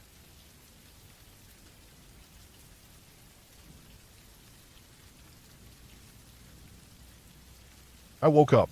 It was pitch black, and for a moment I couldn't figure out why my eyes were open. My room was totally silent. No cars outside. No humming from the air conditioning. Not even the occasional creak from the ceiling that the house usually made at night. My heart was already beating a little faster than usual, like my body had woken up before my mind. I turned my head slowly toward the clock on my nightstand. The red digits glowed faintly through the dark. 3:34 a.m. The numbers just sat there, silent, cold, but somehow they felt heavy. I didn't move right away. I just stared at them. I had no idea why I was awake, but something about the time made me feel off. It wasn't just that it was early. It was more like wrong place, wrong time. Like I had woken up in the middle of something I shouldn't be a part of. I rubbed my face and sat up, trying to shake off the strange feeling. That's when I heard it. Something downstairs. It wasn't loud, but in a silent house, even the tiniest sound travels. It sounded like something light being bumped or maybe dragged across the floor. A soft rattle, then a few slow, uneven footsteps. I froze. The noise stopped just as quickly as it started. For a moment, I wondered if it was just my imagination or some kind of leftover sound from a dream. But my ears were sharp now. My body was fully awake, whether I wanted it to be or not. I sat completely still on the edge of my bed, breathing slowly, trying to listen for anything else. Another creak, this time clearer. Something or someone was moving downstairs. I'm 17, not a little kid. I don't believe in ghosts or monsters or any of that stuff. But that doesn't mean I don't get scared. And right then, I was scared in a way that felt old and deep. The kind of fear that makes you act small. I didn't call out. I didn't yell for anyone. Instead, I quietly stood up, careful not to let the floorboards under my feet creak too loudly. I reached for my door handle and slowly turned it. The hallway outside was just as dark. I stepped out, listening for anything else. My parents' bedroom was just a few steps down the hall. Their door was open, which struck me as weird. It's usually shut during the night. I crept over and looked inside. No one was there. I felt a pulse of unease tighten in my chest. Their bed was empty. The covers looked barely disturbed. The room was still and quiet, like it hadn't been slept in at all. I stared at the bed for a few seconds longer, almost expecting them to appear, but nothing happened. Where the hell were they at 3:34 a.m.? I backed out of their room and tiptoed upstairs to the second floor. My brother's room was the only one up there. He's 19 and rarely sleeps. He stays up all night with his headphones on, watching videos or playing games. I figured maybe he had heard something too. The light was on under his door. That gave me a tiny flicker of relief. I knocked softly. No answer. I tried the handle. It was unlocked. I opened it slowly and peeked in. His room was empty. The computer screen was on. A half-eaten bowl of cereal sat next to the keyboard, the milk starting to go warm. His chair was pushed out like he'd just stood up. I stood there, confused. I was trying to find a reason, any asterisk reason, for why everyone was up in the middle of the night. Maybe something happened. Maybe someone died. Maybe someone had called them downstairs, and they didn't want to wake me up. I moved down the stairs again. My feet made soft thuds against the carpeted steps. My hand gripped the banister, tight and sweaty. I stopped at the edge of the last step, just out of sight from the living room. I leaned slightly and peeked around the corner. There were 2 men in the middle of the room. They weren't anyone I recognized. They were tall, both wearing hoodies, jeans, gloves. One had a backpack slung over his shoulder. They were holding the TV, tilting it like they were figuring out how to unplug it or lift it properly. I didn't see anyone else. My chest went cold. I backed away silently, careful not to make the stairs creak. My legs felt stiff, like I was trying to move through water. My hands were shaking as I got to the top and made it to my room. I shut the door as slowly as I could, then clicked the lock. I backed away from the door. My brain was racing. What should I do? Call the police? Where's my phone? Should I hide in the closet? Jump out the window? I was spinning in place, too afraid to move forward. Suddenly, asterisk, asterisk, bang, bang, bang, asterisk, asterisk. My door rattled hard. I jumped so badly I almost fell backward. My breath caught in my throat. I stood frozen, staring at the doorknob. Another bang, then silence. Everything was still again. And then, just like that, I woke up. My body lurched up in bed. My mouth was dry. My skin was damp with sweat. My heart was racing. Just a nightmare. Just a dream. I let out a long breath. The room was dark again, still quiet. I turned my head. The clock on my nightstand glowed red. 3:34 a.m. I stared at the numbers, stunned. What were the odds? I felt cold all over again. I tried to tell myself it was just coincidence. Just my mind playing tricks on me. But I couldn't ignore how real everything had felt. My hands were still trembling. My body didn't believe it had just been a dream. I sat there for several minutes, trying to convince myself everything was okay. Then, slowly I got up. I told myself I just needed to prove it. Go downstairs. See my parents. Check on my brother. Prove to myself the house was normal. That everything was fine. I stepped into the hallway. Still dark. Still silent. I walked past my parents' room. Their door was shut now. I didn't check inside. I just kept walking. I moved down the stairs, one careful step at a time. I reached the bottom. From the hallway, I could already tell something was off. The living room light was on. The glow leaked out around the corner. And then I heard yelling. It wasn't coming from the TV. It was coming from the kitchen. I crept forward and looked. The same two men were in the room. They weren't stealing anything this time. They were screaming, red-faced, violent loud. My parents were there. So was my brother. They looked terrified. I didn't stay long. I turned and ran, bounding up the stairs, barely caring about noise. My muscles moved on instinct. I got to my room, slammed the door, locked it. I backed away, breathing hard. Bang, bang, bang, asterisk, asterisk. I woke up. I was in bed again. I gasped, sweaty and shaking. My whole body was buzzing with fear. The clock glowed. 3:34 a.m. I didn't move for what felt like an hour. This time, I didn't get up. I just lay there, eyes open, heart pounding. I couldn't tell what was real. My thoughts were jumbled. I stared at the ceiling until the sun came up. I couldn't fall asleep even after the light filled my room. When morning finally came, I went downstairs. My parents were eating breakfast like normal. My brother was in his room, still gaming like nothing had happened. No one had been awake during the night. No lights were on. Nothing had happened. But something had. For the next day and a half, I couldn't sleep. Every time I closed my eyes, I saw those men, heard the banging, felt that cold pulse in my chest. I kept checking the clock, dreading the moment it hit 3:34. I didn't dream the next night. I was too wired, too hollow. Eventually, I did fall asleep, sometime around the 36-hour mark. But even then, I didn't sleep well. I kept waking up at random times, panicked and confused. And even now, months later, I still glance at the clock whenever I wake up in the night. I don't always remember my dreams, but I always check the time. And if I ever see those numbers again, asterisk, asterisk, 3:34 a.m., asterisk, asterisk, I stay right where I am.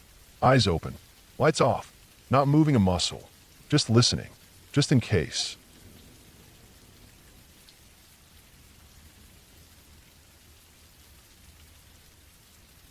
I don't remember what class the homework was for, or what the assignment even was.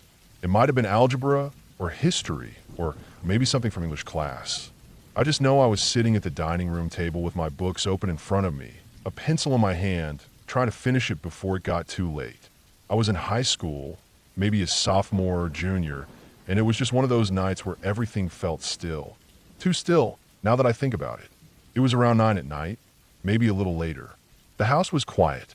I was alone in the dining room, which was connected to the front entryway by just a few feet of open space. The table was pushed back close to the wall, and from where I sat, I had a clear view of the front door. That door had a tall glass pane in the center, probably 2 feet wide and 5 feet tall, with a thin, lacy curtain hanging over it. The lace didn't block much. It was mostly decorative. You could still see shapes through it, movement, light, and shadow. It gave the illusion of privacy without actually offering any.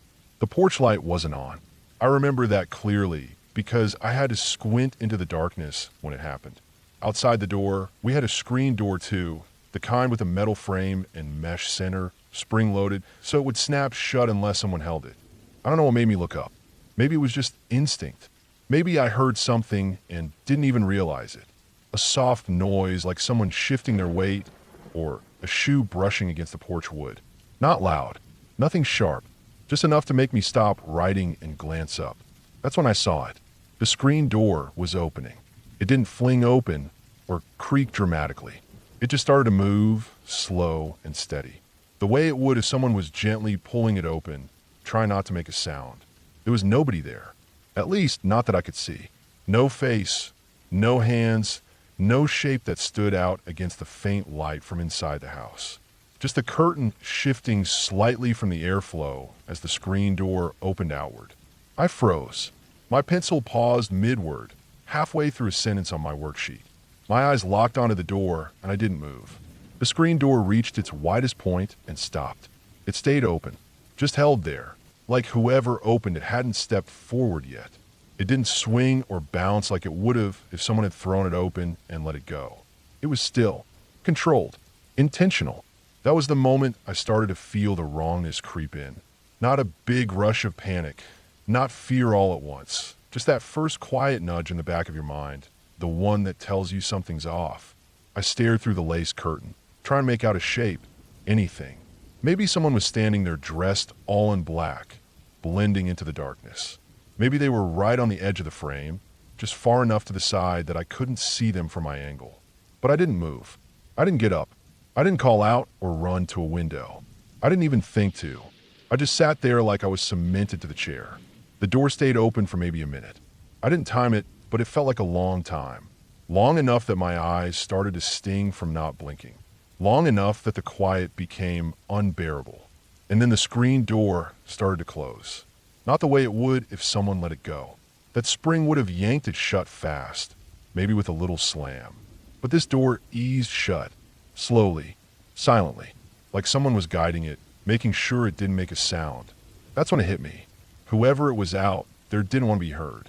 They had been watching, maybe waiting for the right time to approach. And now they were backing off.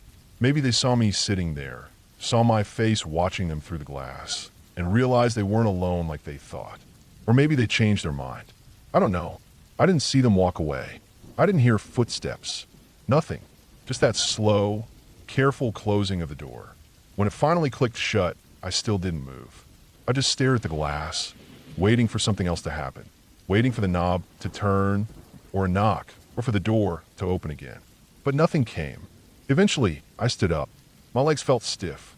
I walked around the table, slowly, and crept toward the front door. Every step felt wrong, like I was pushing into a place I wasn't supposed to go. I reached the curtain, lifted it with 2 fingers, and peeked outside. It was pitch black. No movement, no shape, no sound.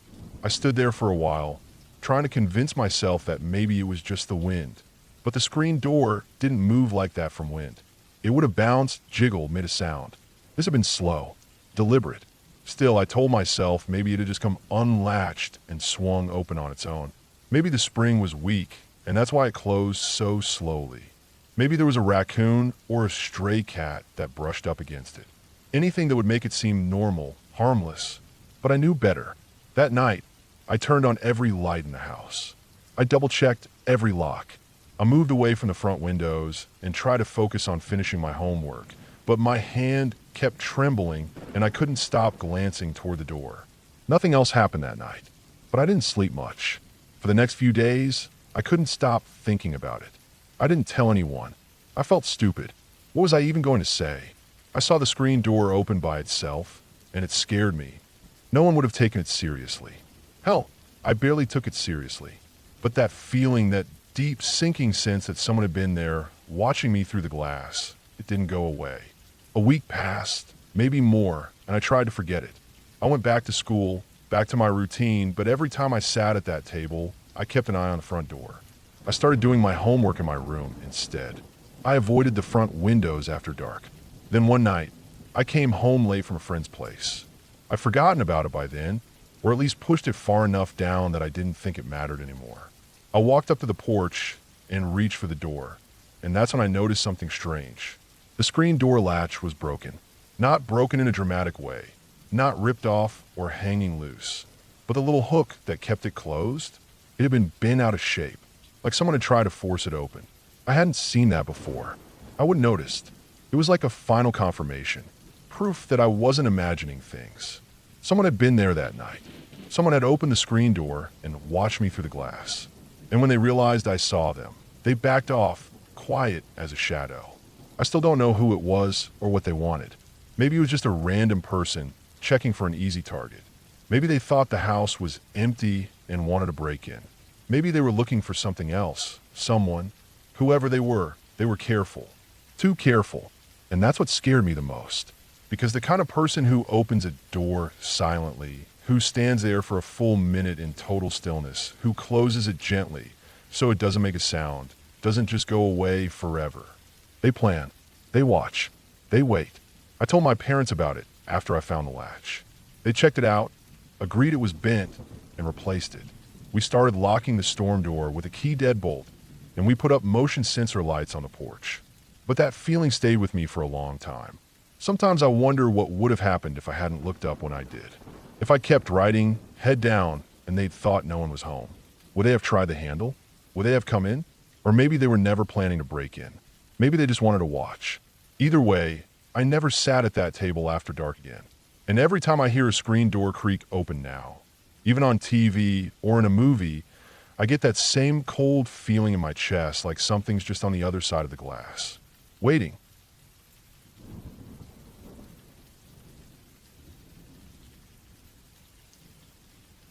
It was a cold, gray morning when my dad shook me awake before the sun had even started to rise. I was maybe 11 or 12, still in that weird place between wanting to be included in grown-up things and wanting to stay in bed playing my Game Boy. That morning was for a hunting trip. We planned it for weeks. My dad, my uncle, 2 cousins, and me. I hadn't wanted to go at all. Not really. I wasn't interested in shooting anything. I didn't even like the idea of it. I wasn't an animal rights activist or anything. I just didn't understand killing something unless you needed to eat it. My family didn't see it that way. For them, it was about tradition, bonding, and maybe the thrill of the hunt. They saw it as a sport. I saw it as a waste. I went along because saying no wasn't an option. At that age, especially in my family, you just did what you were told. So I threw on my heavy coat, packed up my backpack with some snacks, batteries, and my Game Boy, and followed everyone out to the truck. We drove for a long time. The forest was thick and dark, the kind that makes you feel like you're inside of something alive. Pines close in on both sides of the old dirt road. We bounce along in the pickup, me in the back seat, trying to ignore the smell of beef jerky and gun oil. Everyone else seemed excited, chatting about the spot we were headed to, how many deer they'd seen last year, and how many points they were hoping for. I just sat in silence, holding onto my Game Boy like it was some kind of lifeline. When we finally reached the site, my dad handed me a radio and told me I'd be stationed at one of the ground blinds. It was a small, boxy structure made of dark wood and old netting, positioned near a clearing that sloped down toward a muddy creek. He said I'd be the spotter. If I saw any deer heading toward the others, I was to radio it in. It was their way of giving me something to do, keeping me out of the way while still letting me participate. They left me there with a pat on the shoulder, a reminder to stay quiet, and a promise to pick me up after a few hours. At first, it wasn't so bad. I climbed into the blind, zipped my coat up to my chin, and started grinding levels in Pokemon. I had a fresh set of batteries and a sleeve of Oreos. The radio sat beside me, silent except for the occasional burst of static. Outside, the forest was waking up. Birds chirped, leaves rustled, the wind shifted, and the trees creaked with the sound of old wood leaning into each other. But as time went on, boredom started to sink in like water in a cracked boot. The novelty wore off quick. After about an hour, the screen on my Game Boy started to blur from staring too long, and I got tired of running in circles through tall grass and fighting Pidgeys. I clicked the power off, sighed, and leaned back on the wooden bench inside the blind. My breath fogged in front of my face. I dug through my backpack, looking for something else to do. There were a few granola bars, a crumpled comic book, and a lighter I had grabbed on impulse. I wasn't a smoker, just thought it was cool. There was also a small can of off I'd taken from the camp, mostly because I hated the idea of getting chewed alive by mosquitoes. That's when I heard it. A strange sound, quiet but close, like a soft whooshing, almost like a whisper being pulled through a pipe. I paused. Listen harder. It didn't sound like wind. It didn't sound like leaves. It sounded close. Right outside. I stood up and peered through the slats and blind, but there was nothing unusual. Just trees, branches, a few lazy sunbeams starting to cut through the morning fog. I opened the door slowly, stepping outside onto the cold, damp earth. My boots squelched in the soft dirt. The sound had stopped. I walked slowly around the side of the blind, brushing away some low-hanging pine needles. And that's when I saw it. The entire back wall of the blind was covered in a mass of daddy long legs. Hundreds of them, maybe thousands, all tangled together in a twitching, glistening web of legs. They weren't in webs like regular spiders. They were just on the wall, linked together like they were woven from the same string. Some are motionless. Others shifted, as if trying to decide which direction to go. It looked like the whole wall was moving. My legs locked. My throat tightened. I had never seen anything like it. They didn't look aggressive, just there, covering the wall like moss or ivy. Living, breathing ivy. I should have gone back inside. I should have ignored it. But panic and stupidity work hand in hand. The fear crept up my spine and triggered something irrational. Maybe it was because I felt cornered. Maybe it was because I didn't know how far I was from camp, and I didn't want to run through the woods screaming like a maniac. Maybe it was because I thought fire could fix it. I dug into my backpack and pulled out the lighter and the can of off. I shook the can, flicked the lighter. The flame popped to life in front of my fingers. I felt this weird mix of control and fear, like holding something sacred and stupid all at once. I aimed the can toward the mass of spiders and pressed the nozzle. A burst of flame shot out, hitting the wall like a small flamethrower. The fire rolled across the wooden surface, and the daddy long legs immediately reacted. They didn't just burn, they let go. And because I'm an idiot, I had positioned myself downwind. The second the fire hit them, they detached from the wall in a wave. Hundreds of burning, flailing spiders launched into the air, caught by the breeze, and came flying straight at me. I didn't even scream at first. I just turned and tried to run, but it was too late. The swarm hit me like a net. Tiny bodies, some still on fire, clung to my coat, my face, my arms. I felt them in my hair. I felt legs crawling down my back. One dropped down the front of my shirt. Then I started screaming. Loud, raw, terrified screaming. I dropped the lighter and ran in circles, slapping at myself, trying to swat them away. I felt the heat of small flames licking at my sleeves, and I dropped to the ground and rolled, over and over in the dirt and pine needles. I clawed at my clothes. I tore off my coat, then my shirt, then my pants. I didn't care. I needed them off. I needed everything off. I was on my knees in the mud, wearing nothing but socks and underwear, heaving like I just run a marathon, covered in scratches, soot, and burns. I grabbed the radio with shaking hands and pushed the call button, begging into it for someone to come get me. My dad's voice crackled through the speaker. I don't even remember what I said, just that we were done. I wanted to go home. I needed to go home. By the time he and my uncle arrived, I had dressed myself again in dirty, torn clothes. I couldn't even look them in the eye. I didn't explain. I didn't need to. They saw the scorch marks on the blind, the patches of smoldering earth, the blackened can of off on the ground. They didn't say a word. We packed up early and drove back in silence. I sat in the truck with my arms wrapped around myself, my skin itching, every little twitch of a hair on my neck making me flinch. I didn't eat. I didn't sleep. When we got home, I showered 3 times in a row and still didn't feel clean. After that, I couldn't even look at spiders. I started seeing them in places they weren't. If a string brushed my neck, I jumped. If I saw something small on the wall, I froze. At school, I started having panic attacks whenever we went outside for recess. Eventually, my parents put me in therapy. It helped a little. Over time, I learned to manage the anxiety. I learned breathing exercises. I stopped flinching every time I saw a cobweb, but the fear never really left. It changed forms. hardened into something else. I don't break down anymore. I don't cry or scream. I just leave. If I see a spider in my house, I don't kill it. I walk out. I get its space. I don't want to go near it. I don't want to remember what it felt like to have 1,000 of them crawling across my skin. Some of them burning, some of them still alive and panicked like me. I don't talk about that day. Not to my family. Not to my friends. People laugh when I say I'm afraid of spiders. They think it's funny. I don't blame them. They weren't there. They didn't smell the burning hair. They didn't hear the sound of hundreds of tiny legs skittering across plastic and cloth and skin. They didn't feel the weight of a living wall collapse onto them. But I did, and I'll never forget it. I don't go hunting anymore. I don't camp. I stay indoors. I live in a city apartment now, and I keep it clean.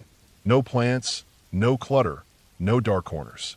I check the corners of my ceiling every night before I go to sleep. I keep a bottle of Raid under my sink, but I've never used it. I know better now. Fire doesn't solve everything. Sometimes it just makes them fall faster.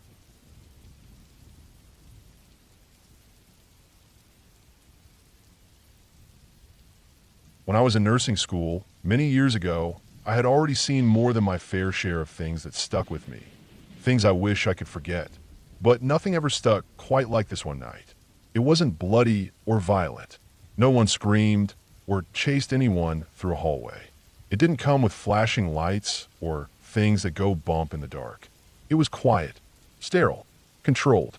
And yet, in all my years of working in hospitals, I've never experienced anything that unsettled me more. I was doing one of my clinical rotations in a large hospital in the city.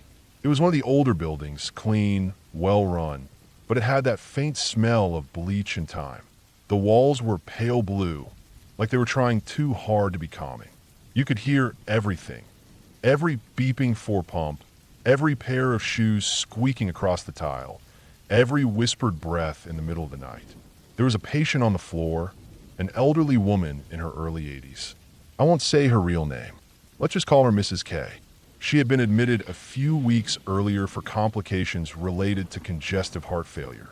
Her body was swollen from fluid retention.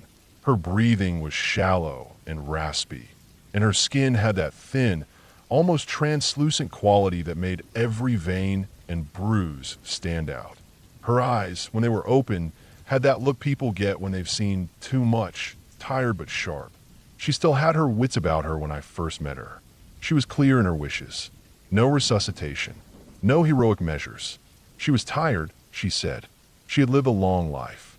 She didn't want to be kept alive by machines. She had signed the necessary paperwork. Do not resuscitate. DNR. Everything was in place. At the time, I didn't think much of it. In the hospital world, you see a lot of that. Some people are terrified of death, and they fight until the very last breath. Others make peace with it and want to go on their own terms. Mrs. K was one of the latter. It was just paperwork in a chart to most people. But she meant it. A few days into her stay, something shifted.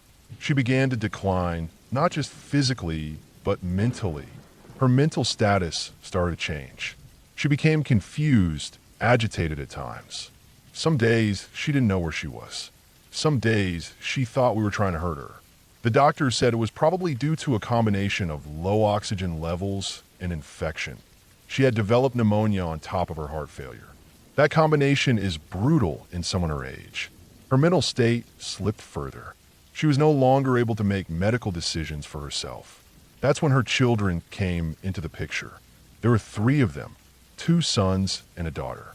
They didn't visit much before, but once they found out their mother wasn't making sense anymore, they showed up in full force. Nice clothes, strong opinions.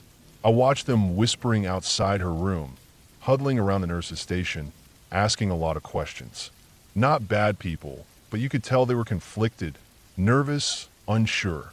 They kept bringing up what was best for their mother, but it felt more like they were saying what was best for them. After a few meetings with the attending doctor and the social worker, they were granted durable power of attorney for their mother's medical decisions. Because Mrs. K was now considered medically incapacitated, they had the legal right to make choices for her. And not long after that, her code status was changed from DNR to full code. That means that if she went into cardiac arrest, we would be required to perform full resuscitation. Chest compressions, defibrillation, intubation, everything. All the things she had made very clear she didn't want. It didn't sit right with me. Not with anyone, really. The nurses talked about it quietly in the break room. Everyone remembered her saying she didn't want to be kept alive like that. It was in her eyes, her voice, the way she looked at you when she said it. But legally, our hands were tied. We had to do what the family requested. If she went down, we had to act. A few nights later, I was doing my shift. It was late, around 2 a.m. The hospital is always a different world at that time. Fewer people, fewer sounds, but a heavier weight in the air. The fluorescent lights seem a little too bright, and the machines beep a little louder. You feel every second. I was charting at the nurse's station when I saw the red light go off above Mrs. K's room. Then I heard the alarm, VFib, ventricular fibrillation. Her heart was quivering, not pumping, no pulse, no breath. Her monitor lit up with a jagged, chaotic rhythm that means death is seconds away. We ran in. She was in bed, still and pale. Eyes closed. No breathing. No pulse. Code blue was called overhead. I started compressions. It was automatic at this point. Push down hard at least 2 inches, 100 times per minute. You feel the bones shift. Ribs crack. That's normal. You push through it. Another nurse was bagging her, squeezing air into her lungs with an amber bag. Others were attaching the leads and prepping the crash cart. It was chaos, but it was controlled chaos. Everyone knew what to do. The doctor arrived, pulled the paddles, and shouted for the defibrillator to be charged. The machine buzzed, warmed up, and then nothing. The doctor pressed the button again. Still nothing. The machine wouldn't deliver the shock. The pads were connected. The leads were reading. The machine was powered on. It was charged. But when he pressed the button, there was no shock. No jolt. Nothing. He checked everything. Connections, power supply, the settings. Everything looked fine. He tried again. Still nothing. We kept doing compressions. The team was sweating. You could see the doubt in everyone's eyes. This wasn't normal. These machines are checked daily, more than once. There are logs. There are sign-offs. They're designed not to fail. But it wouldn't work. We tried a second defibrillator. Same thing. I had been a student then, still learning, but I had never seen anything like that. And after 20 years of nursing since, I still haven't. Mrs. K's rhythm degraded. From VFib to asystole. Flatline. No electrical activity. No chance of recovery. We stopped after 30 minutes. She was pronounced dead. The moment she was officially declared deceased, the doctor tried one more time. Just out of desperation, I think. And the defibrillator worked. The machine that had failed us completely just moments ago suddenly responded perfectly. No settings changed. No plugs moved. It just worked. Exactly how it was supposed to. No one said anything. No one had to. Everyone felt it. There was no power surge. No technical explanation. The hospital investigated it thoroughly. The machines were tested. Checked. There was no documented fault. The logs showed they had passed inspection just hours before. Nothing made sense. And yet, somehow, Mrs. K had gotten what she wanted. She wasn't supposed to be resuscitated. She had made that clear. The paperwork, the words, the intent, it had all been ignored because her family couldn't let go.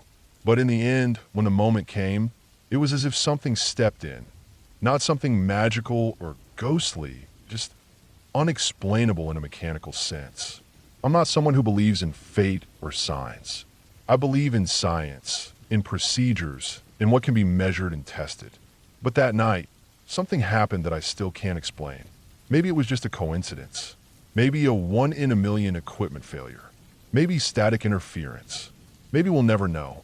But what I do know is that Mrs. K died without a machine shocking her body. She didn't have tubes down her throat. She wasn't brought back only to suffer longer in a state she never wanted. In the end, her body failed naturally without interference. We did everything we could, everything we were required to do. But nothing worked until she was gone. That night changed something in me. It wasn't about fear or death or the horror of the job. It was about how fragile the line is between what we want and what others choose for us.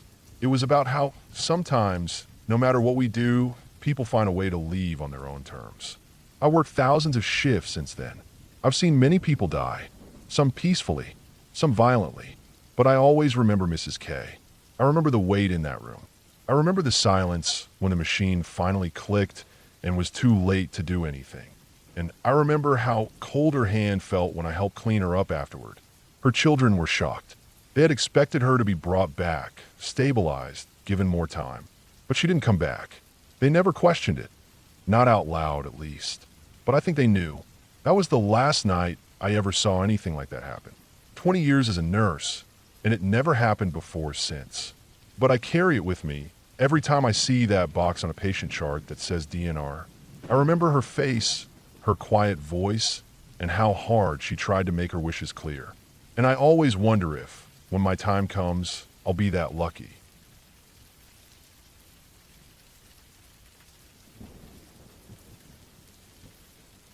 I remember the exact smell of that hospital hallway. Bleach, stale coffee, and something sour underneath it all. It's strange what sticks with you. That scent, the fluorescent lights buzzing above my head, the squeaky wheels of a food cart down the corridor. They've never really left me. When I close my eyes, I still see the walls, that dull beige color trying too hard to be comforting, and the faces of my family members sitting stiff in those cold plastic chairs. I had just come off one of the worst months of my life. My daughter had been born far too early, 29 weeks. We known, deep down, something was wrong. I'd spent hours staring at her through the plastic wall of the incubator, watching the machines breathe for her, feed her, keep her body warm. I hadn't slept more than an hour or two at a time in weeks. My whole body had started to feel like it was made of sandpaper, all scraped raw. I remember sitting in the NICU, barely blinking, just watching her tiny chest move with the rise and fall of the ventilator.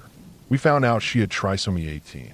One of the nurses told me gently, like I was a bomb she didn't want to set off, and everything else from that moment blurred into a noise I couldn't understand. I went into a kind of shock. I walked through those days like I was moving underwater, everything muffled and slow. She started to decline not long after. At first, it was small, her oxygen levels dipped, her heart rate became erratic, but then her whole body started to shut down.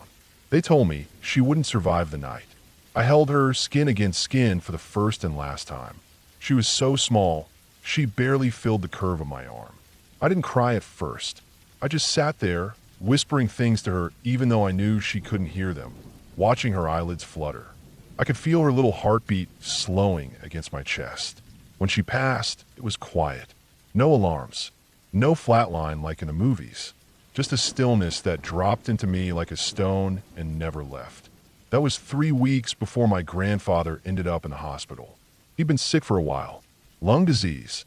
Some days, he could barely speak from the coughing. He was always a strong man, quiet, reserved, the kind who only spoke when he really had something to say. But the illness had stripped him down to bone and skin. I visited him not long before he got admitted. He grabbed my arm with surprising strength, looked me in the eye, and made it clear, if it came to it, he didn't want machines keeping him alive.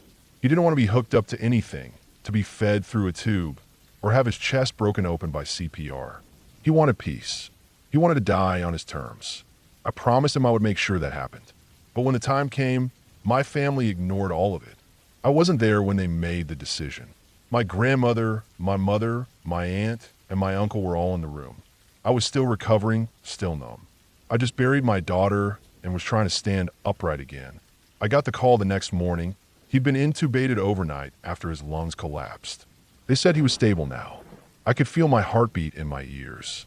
I drove to the hospital alone, gripping the wheel so tightly my knuckles turned white. I kept going over what he told me, how sure he was, how I'd said I'd make sure he was allowed to go peacefully.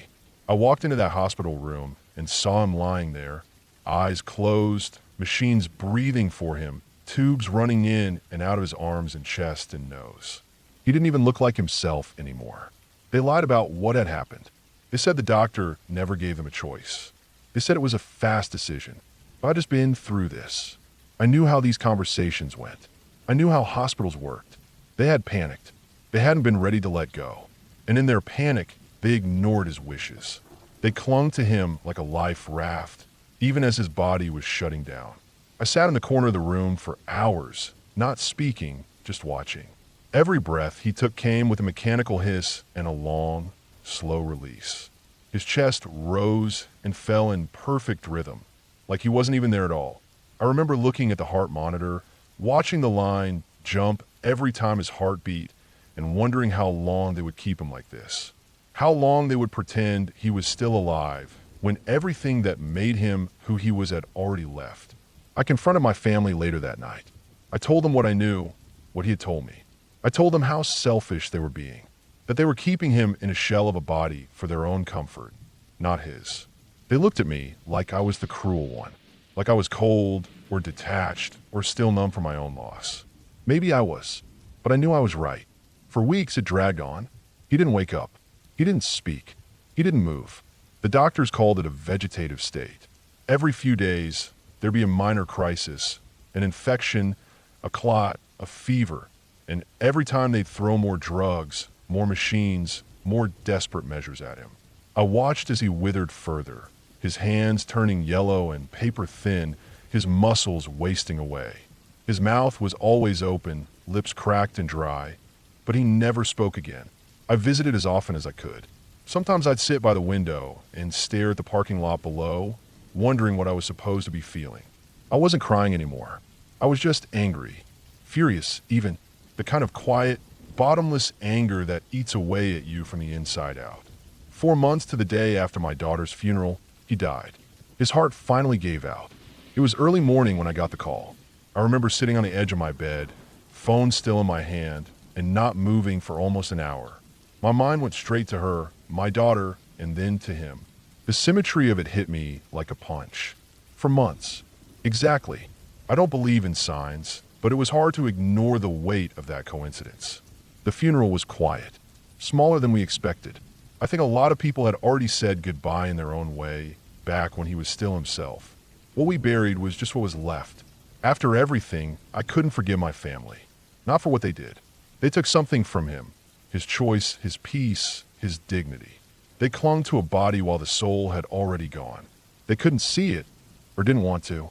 I don't know what's worse. I started having dreams about those hospital rooms. Not nightmares exactly, but cold dreams, full of machines and fluorescent lights, and the sound of that breathing tube hissing in and out. Sometimes it was my daughter I saw. Sometimes it was my grandfather. Sometimes both. They never spoke, never moved. Just lay there while I sat and watched, helpless. I tried to explain it once to a friend. She said I was traumatized, that I had survivor's guilt, that I was dealing with unresolved grief. Maybe all of that was true, but the only thing I ever said back was, I did the right thing for her. No one did the right thing for him. There's a kind of quiet horror that comes with watching someone be kept alive when their body is ready to die. It's not like in movies. There's no drama, no big moment of clarity or peace. It's slow. It's cruel. It's long stretches of waiting and wishing and wondering if this is what they would have wanted. After his death, I couldn't go back to that hospital for a long time. Even driving past it made my stomach twist. I started to notice other things too. How many families do this? How common it is. How we, as people, are so afraid of death that we pretend we can beat it if we just hang on a little longer. But death always comes. And when it does, we have to choose whether to meet it with dignity or denial. I look at the pictures of my daughter sometimes. I don't have many. A few Polaroids, some blurry phone shots. I keep one in my wallet. It's faded now from rubbing against receipts and credit cards, but I still pull it out when I need to remember what love looks like in its rawest form. Letting her go broke me, but I knew it was right. Holding her until the end was the hardest thing I've ever done. And somehow, watching what happened to my grandfather broke me in a different way. Because it didn't have to be like that. Because we stole something from him. And there's no way to give it back. Some nights, I still hear the hiss of the ventilator in my dreams. But I don't wake up in a panic anymore. Now I wake up angry. And sometimes that's worse.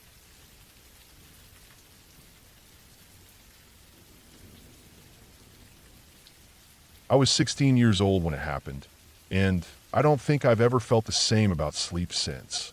It was the kind of fear that leaves an imprint on the inside of your bones. the kind you carry around with you quietly even when you think you've moved on.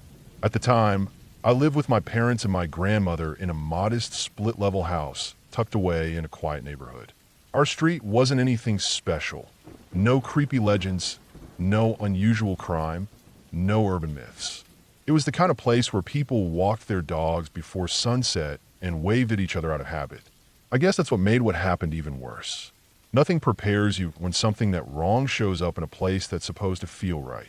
That summer, my grandmother was staying in my room for a couple weeks because her hip was bothering her, and our guest room didn't have enough space for her to get around easily.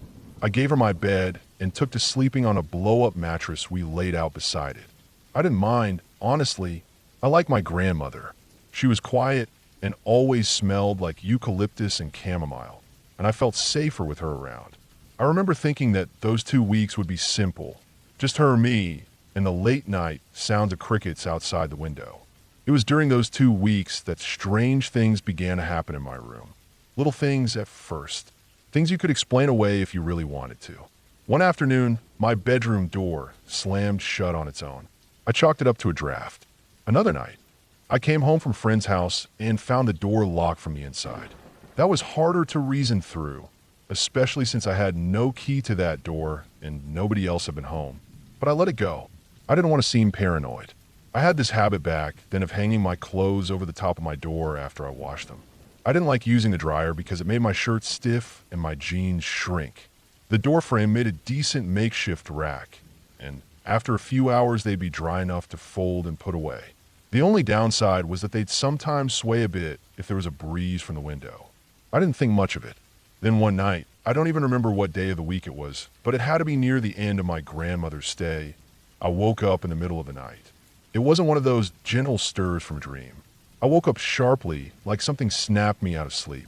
There was no noise that I could remember, no sudden movement, just a feeling that something wasn't right. The room was mostly dark except for the dim street light glow bleeding through the thin curtains. I looked toward the door, just out of habit, and at first I thought it was just my clothes swaying like they sometimes did. A pair of jeans, a few shirts, and a hoodie I'd hung earlier that day. But something felt different. I squinted, trying to focus. The movement wasn't the usual gentle sway. It was more like someone was rifling through them. I pushed myself up slowly from the mattress, still groggy. That's when I saw them, legs. Thin, gray, vein of legs just barely visible through the cracks between my hanging clothes. My eyes adjusted to the dark, and I realized the rustling wasn't random. Something was standing behind my clothes. Something tall. What I saw next still doesn't make sense to me. The first thing that caught my attention were the fingers, long, stick-like, unnaturally thin fingers that moved through my clothes as if feeling the fabric. They looked more like sharpened twigs than fingers, and the way they moved was slow, deliberate. Each one seemed to curl and extend with its own mind. As I focused harder, I saw more of him. He wasn't hiding, not really, just standing there, almost blending in with the shadows. His skin was gray, mottled, covered in veins like overripe fruit. He was rail thin, but his stomach bulged out in a way that looked swollen, like it didn't belong on that kind of body. His head was large, cone-shaped almost, and his chin came down in a sharp point that almost touched his distended chest. His eyes were the worst. Huge, round, completely lidless, and they reflected just enough light from the window to glow slightly. He wasn't blinking. He wasn't breathing either, or at least I couldn't see it. Just staring. His mouth was small and puckered like he was sucking on something invisible. It moved in little circles, like a kid slowly eating a lollipop. The sound of it was soft and wet, and I could hear it even though he wasn't close to me. His hospital gown, or at least that's what it looked like, was ripped at the back, exposing a sharp hunch in his spine that jutted outward like something had tried to escape through his skin. I don't know how long I stared at him, but my chest started to hurt from how still I was. My body refused to move. I tried to tell myself it was sleep paralysis, a dream, a nightmare, but I could move. I turned my head and tried to reach for my grandmother. My hand shook as I grabbed her arm and tried to shake her awake, but she didn't stir right away. I looked back at him, still standing there, still watching me. His expression didn't change. He didn't seem angry. If anything, he looked surprised. Surprised that I could see him. Eventually, my grandmother groaned and sat up slightly, asking what was wrong in a half-asleep voice. As soon as she did, I looked back to the door. He was gone. Nothing moved. My clothes were still swaying a little, but the air was still. There was no sound except for my grandmother shifting in the bed beside me. She asked again what was wrong, but I just told her it was a bad dream. I didn't even believe myself. The days that followed were the worst. I couldn't shake the feeling that something had seen me. Not just looked at me, but seen me deeply, like it knew something I didn't want anyone to know. I started sleeping with the light on, even when it made me feel ridiculous. My parents noticed I was more anxious, more withdrawn, and I eventually told them what I saw. I was expecting them to laugh, or at least try to comfort me by saying it was a dream. But they didn't. They sat there quietly, and my mom asked me to describe it again. After I did, they exchanged a look and told me they were going to have the room blessed. My dad didn't use the word exorcism, but that's what it was. A priest came by, said prayers, sprinkled water. I didn't think it would do anything. I didn't even believe in that sort of stuff. But after that, things stopped happening. The door didn't slam anymore. I didn't feel hands on my legs in the middle of the night. No more nightmares. No more waking up to that sick feeling in my gut. The silence felt real again, not heavy and watchful like it had before. I still don't know what I saw. Maybe it was something I made up, some half-awake hallucination brought on by stress and teenage hormones. Maybe the noises and the slamming doors were things I exaggerated in my head. Maybe the human brain is just wired to break a little under the right conditions. But I know what I saw felt real. The details were too sharp, too vivid to forget. Even now, years later, I can still picture the veins on his legs, the way his eyes glistened without blinking. I'll never sleep with the door open again. That part stuck with me. I keep it closed every night no matter what. Not because I think I'll see him again, but because I know I did once. And once is more than enough.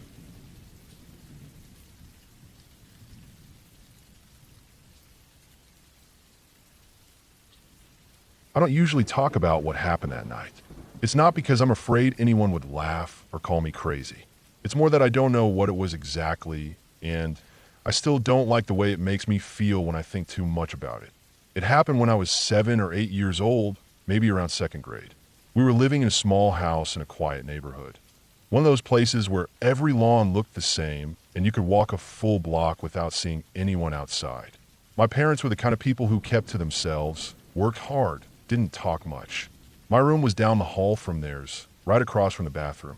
It had one window that faced the backyard and a decent amount of floor space, enough that you could pace in front of my bed in a wide circle if you wanted. I always slept with my radio on back then. Just one of those cheap little clock radios that played soft rock or whatever the local station had on late at night. I wasn't afraid of the dark, really. It was just that I hated the silence. The empty air after my parents said good night and turned off the hall light. I liked having something to focus on, something soft and steady, like the music or the voice of a DJ talking about nothing. That night started off like any other. I'd had a normal day, watched cartoons, probably played with some toys, ate dinner at the table with my mom and dad. I brushed my teeth, got into bed, turned on the radio. I can't remember the exact song that was playing, but it was a slow one, a really sad-sounding melody. I remember lying there staring at the ceiling, listening to it, and thinking how the singer's voice made me feel kind of empty. That was the first weird feeling I had that night. This strange heaviness, like something bad was about to happen, but nothing had gone wrong yet. Sometime later, long after the music had faded into another song or a commercial or whatever they played at that hour, I was still awake. I think I've been drifting in and out of sleep. You know that feeling when your eyes are closed and you're still sort of thinking, half dreaming, not really asleep, but not fully awake either. That's where I was when I heard the sound. It was a bang. Sharp, clear, right on the window beside my bed. It jolted me awake like a slap. I sat up straight, my heart already racing. The room was dark, but the streetlights outside gave the window a pale glow. I stared at it, waiting for another sound, but nothing came. Just silence. I remember thinking, it's just the wind. Maybe a branch, maybe something fell against the glass. I lay back down and pulled the covers up to my chin. But then I heard it again. Not the bang this time. Something different. Footsteps. I swear I could hear them in my room. Slow, deliberate, almost like someone walking barefoot across the carpet. A soft shifting sound, too light to be my dad's heavy work boots, too steady to be the floor creaking by itself. It was coming from in front of my bed, in that open space I mentioned earlier. And it wasn't just one or two steps, it was a pattern. A slow walk around in a circle like someone pacing. I held my breath, trying to hear clearly, but that almost made it worse. Every little sound got louder. The hum of the radio, the whine of the air vent, and underneath all of it, those footsteps. I told myself again that it was nothing. Just the house. It was cold outside, and old houses make noise when the temperature changes. Pipes click, which shifts, wind whistles through the walls. That's all it had to be, but then I realized something else. The room was getting colder. I noticed it first in my hands. They'd been warm under the blanket, but now they were freezing. The air around me felt different. Thinner, sharper. I could feel it moving, brushing against my cheeks, almost like a draft, but without any real direction. It was just cold everywhere. I could even see my breath when I exhaled. I sat up again, staring at the air in front of me, watching the small cloud of vapor drift up like smoke. I'd never seen that inside my room before, even in winter. The radio was still on, still playing. A new song now. Slow again. Sad again. I didn't recognize it, but it made the room feel even heavier. I remember thinking how strange it was that these songs kept playing one after another, like the station had changed its mood just for me. I stayed frozen in place for what felt like forever, just watching the room. My ears strained to catch any more sounds, and then I heard the footsteps again, still slow, still steady, still circling in that open space right in front of me. That's when the fear finally hit me full force. It wasn't like a jump scare in a movie. It wasn't loud or sudden. It was cold and quiet and total, like something had reached into my chest and squeezed. My mind stopped trying to explain it away. I knew something was wrong. That's when I decided to run. I didn't care if it was my imagination or a dream or a prank. I needed to be out of that room. I kicked off the blanket and slid to the edge of the bed. The floor was freezing beneath my feet. I hesitated for just a second, just long enough to regret it. Because as I stood there, right at the edge of the bed, I heard a sound that I'll never forget. It was a voice, right in front of me, right where those footsteps had been circling. It said, asterisk, I'm lost. Asterisk, just those two words. Quiet, flat, not whispering but not loud either. The kind of voice that doesn't need a shout to be terrifying. My body froze. My breath caught in my throat. The air was so cold I could see a thick cloud of breath leave my mouth. And for a moment I thought I saw another one, too. Someone else's across from mine. I ran. I didn't look back. I didn't stop. I bolted straight out of my room, down the hallway, and into my parents' bedroom. I dove to the floor and crawled under their bed. My mom always kept a storage bin under there filled with old blankets and photo albums, and I squeezed in between them, curled up as small as I could get. The carpet smelled dusty and warm, like old shoes and cedar. I didn't call out to my parents. I didn't try to wake them up. I didn't want to explain, and honestly, I didn't think I could speak if I tried. I just lay there, pressed against the floor, eyes wide open, breathing as quietly as possible. I stayed there for what must have been hours. At some point, the fear gave way to exhaustion. I cried, but not loudly, just silent tears soaking into the blankets. Eventually, I drifted off into a kind of half-sleep, the way a deer might rest after running from something in the woods. The next morning, everything looked normal. Sunlight filled the hallway. My dad was already gone for work, and my mom was in the kitchen making toast. I got up from the floor, stiff and sore, and wandered out like nothing had happened. She asked why I didn't sleep in my bed, and I made up something about a nightmare. She shrugged, handed me a glass of orange juice, and that was it. Later, I went back to my room. Everything was where I left it. My blanket on the floor, the radio still softly playing music. The window was closed, locked even. I checked every inch of the room for signs that someone had been there, but I found nothing. No footprints, no cold spots, no sounds. Just my room, my normal room, but I didn't sleep in there for a long time after that. I dragged my blanket and pillow into the living room for weeks, even slept on the hallway floor a few times. Years went by. I never told anyone the full story. Not my parents, not my friends. I think deep down I knew what I thought I experienced wouldn't make sense to anyone else. But I never forgot it. Not because of the cold, or the footsteps, or even the voice. What stuck with me most was that feeling. The way the air changed, how heavy everything felt like I was underwater. That sick stillness right before I ran. I used to tell myself it was a dream, that I'd been half asleep, that I imagined it.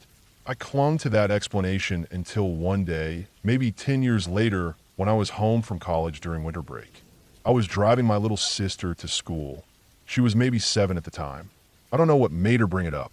We were just sitting in traffic, and out of nowhere she said something like, "I don't like the music that plays in your old room at night. It makes me feel sad." I didn't say anything. I just looked at her, then turned back to the road. She hadn't been born when I'd lived in that room. My parents turned it into a guest room after I moved out. She'd never heard that story. I never told anyone. I still don't believe in ghosts. I don't believe in the supernatural. I believe in bad dreams, in fear, in the mind playing tricks. But I also believe that something can happen to you at a certain age, when you're young enough to be ignored but old enough to understand when something feels wrong. Something real, something grounded, something you can't explain without sounding like a crazy person. I've lived a full life since then. I've had roommates, jobs, a wife, a house of my own. I've heard plenty of weird sounds at night, plenty of unexplained thuds and groans from old walls. But nothing ever felt like that night again. Not even close. Except once. A few years ago, I was walking my dog past the old neighborhood. We don't live far from where I grew up, and sometimes I like to walk the same streets. I passed by my old house. It looked the same, more or less. New paint, new owners, but the bones were still there. As I stood at the edge of the yard, just looking, I saw someone in the window of what used to be my bedroom. A little boy, standing completely still. He looked out through the glass at nothing. His breath fogged the pain. It was the middle of summer. I didn't stop walking. I didn't look back. I never walked that way again.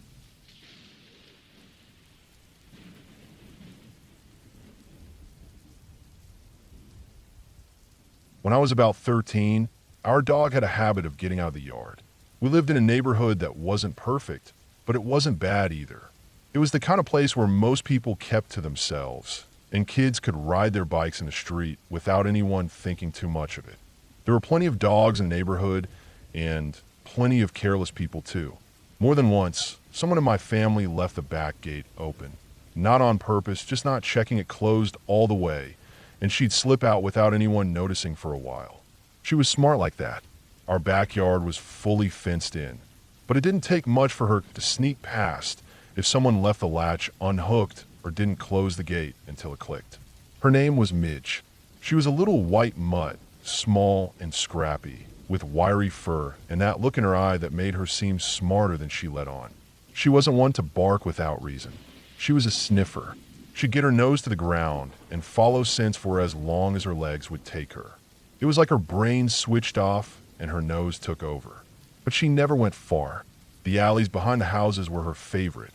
People tossed trash out there, sometimes food scraps or interesting smell from open bins. She'd wander around, poking her head into bushes and sniffing at puddles. But the minute she saw me or heard me calling, she'd forget everything else, run to me, tail going wild, and follow me home without any fuss. That's how it usually went. But one day it didn't. It was a Saturday, late afternoon. I remember it clearly because I had been sitting in my room reading, and the house was unusually quiet for that time of day. The air had that heavy, hot stillness that comes after a humid day in early summer. I heard my mom call out from the kitchen, asking if anyone had seen Midge. I didn't think much of it at first. She probably found a gap in the fence again and was poking around like usual. I slipped on my shoes and told my mom I'd go look for her. I started in the alley behind our house, same as always. I walked slowly, hands in my pockets, calling her name every now and then. I wasn't worried at first. I figured I'd find her sniffing a pizza box or chasing a squirrel. I checked the corners where the trash bins collected, peeked behind old fences, looked under parked cars. I checked the yards of the 2 houses beside ours and the one behind us. Still no sign of her. It started to feel strange after 10 minutes passed and I hadn't seen her. I started to walk further than usual. down the block, through the alley behind the other houses. I tried to stay calm. She had her collar on and her tags, the red one with her name and our phone number and the green one from the city. People would know she had a home. She was friendly and she didn't bite. I figured if someone had found her, they might have just taken her in for the time being and planned to call us later. But I didn't want to wait. I kept walking. I covered more blocks. My legs were starting to ache a little, and I was sweating. I'd been out nearly an hour. That sticky feeling was starting to settle on me, the kind where your shirt clings to your back. My shoes were getting muddy from the patches of wet grass along the alleys and sidewalks. I could hear the low buzz of cicadas in the trees. A few cars passed here and there, but no one seemed to notice me. I kept calling her name, louder and louder, until I started getting looks from people sitting on their porches. I was about 6 blocks from home when I thought about turning around. I didn't want to give up, but I also didn't know how much farther she would have gone.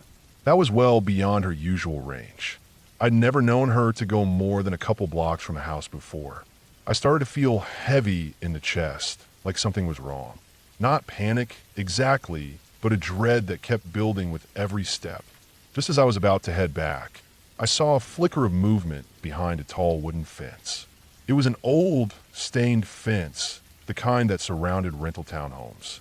There were rows of them nearby, places that always looked temporary, like no one really lived there long enough to settle in.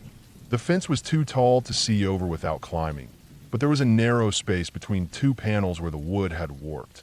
I squinted through it. That's when I saw her. Midge. She was muddy, wet, and she was chained to a wooden post in the middle of the yard. Her fur was matted and dirty. She was pulling at the chain, barking sharply, tail between her legs. She was straining so hard it looked like she might hurt herself. The moment she saw me, she started barking louder and pawing at the ground. It was her. There was no mistaking it. Her red collar was still on her neck, glinting faintly in the low sunlight. I felt a wave of relief wash over me, just for a second. I'd found her, but almost immediately, that relief turned into something else. A thick, sinking feeling in my stomach. Why was she chained up in someone's backyard? Why hadn't they called the number on her tag? Why did she look like she was scared out of her mind? I backed away from the fence and walked around the block to the front of the townhouse. I rang the bell. I waited. I heard voices inside, quick, muttering voices. I rang again. The door opened just a crack. An older man stood there. He was short, maybe in his 60s, and had a tired, expressionless face.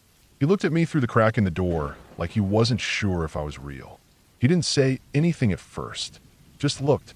I told him that my dog was in his backyard. I thanked him, out of instinct more than anything, for taking her in, for keeping her safe. I expected him to open the door wider, maybe smile, or call for someone else in the house. But he didn't. He just stared at me and said he didn't know what I was talking about. My mouth went dry. I repeated myself. I said I could see her in the backyard right now, and she was my dog. I pointed in the direction. I could hear her barking even as I stood there. He said they didn't have a dog. Then he tried to close the door. Something in me snapped a little. I stuck my foot in the door without thinking. My heart was thudding in my chest. I didn't want to be rude. I was taught to respect adults, not to make scenes. But this wasn't a misunderstanding. I could hear her barking right behind the building. She sounded desperate, and this guy was pretending he didn't know she was there. I said again that it was my dog. I said she had a collar. I said she had a tag with my name and number on it. He looked toward the backyard, then back at me. He seemed annoyed now. Not surprised, not apologetic, just annoyed. He said, "Oh, that dog," like it was nothing. Then he closed the door without another word. I didn't know what to do. I stood there for a few seconds, frozen, thinking maybe he would come back. Maybe he'd get someone else, or bring her out. He didn't. So I went around the building again, back to the fence. I was ready to climb it if I had to. I didn't care if I got yelled at, or if someone called the cops. That was my dog, and I wasn't going home without her. Before I could do anything, I saw the back patio door slide open. The old man stepped out into the yard. He didn't look at me. He didn't say anything. He walked over to Midge, who cowered away from him like she was terrified. She tucked herself low to the ground, ears back, tail down. He unhooked the chain from her collar. Then he walked over to the side gate and opened it. She ran to me like she'd been shot out of cannon. Her legs flew under her, and she jumped straight into my arms. She was shaking, soaked in mud, and I could feel her heart pounding. I wrapped my arms around her and stood up. The old man walked back inside without another glance. I didn't look back either. I walked all the way home carrying her. It took longer, but I didn't want to let her down. I couldn't. She kept her face pressed against my chest the whole time, trembling. She didn't move until we got back to our block, and even then, she didn't try to get down until we were at the back gate. I told my mom everything. She didn't know what to say. None of us did. We talked about calling the police, but what would we say? That someone kept our dog in their yard for an hour? That he lied when I asked about her? It wasn't enough. There was no proof. No video, no photo. Just my word. But I knew what I saw. I knew what happened. After that, Midge never roamed far again. It was like something changed in her.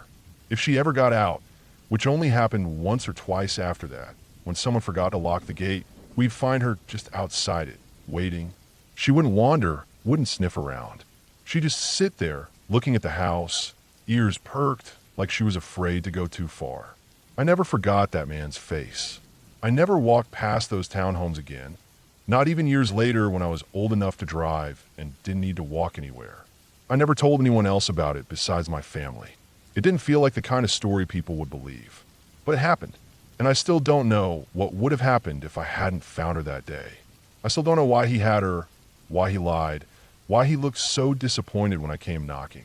But I do know one thing. After that, she stayed close. Real close. And so did I.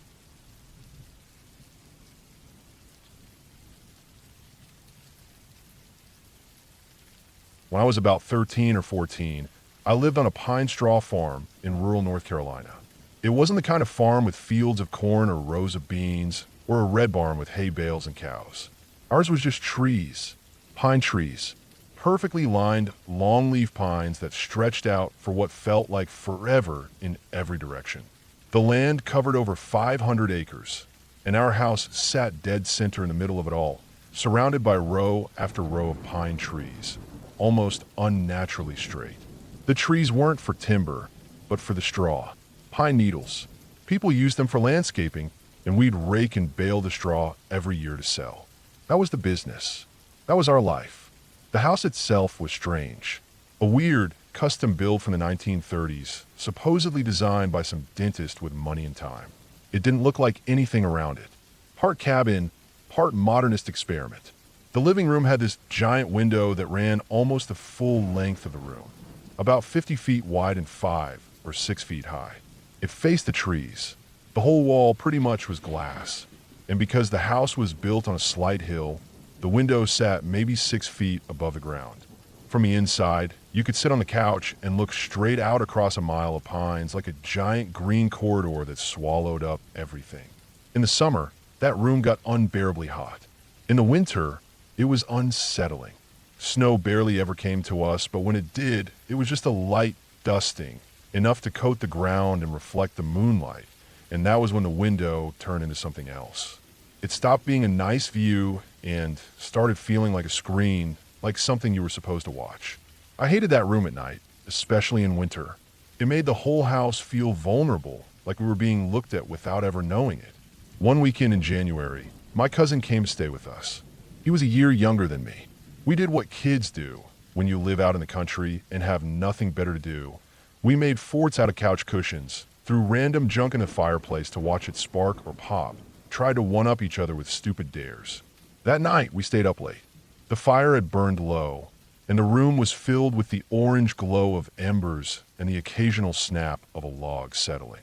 The house was quiet except for that and the occasional creak from the roof cooling off. No TV, no phones.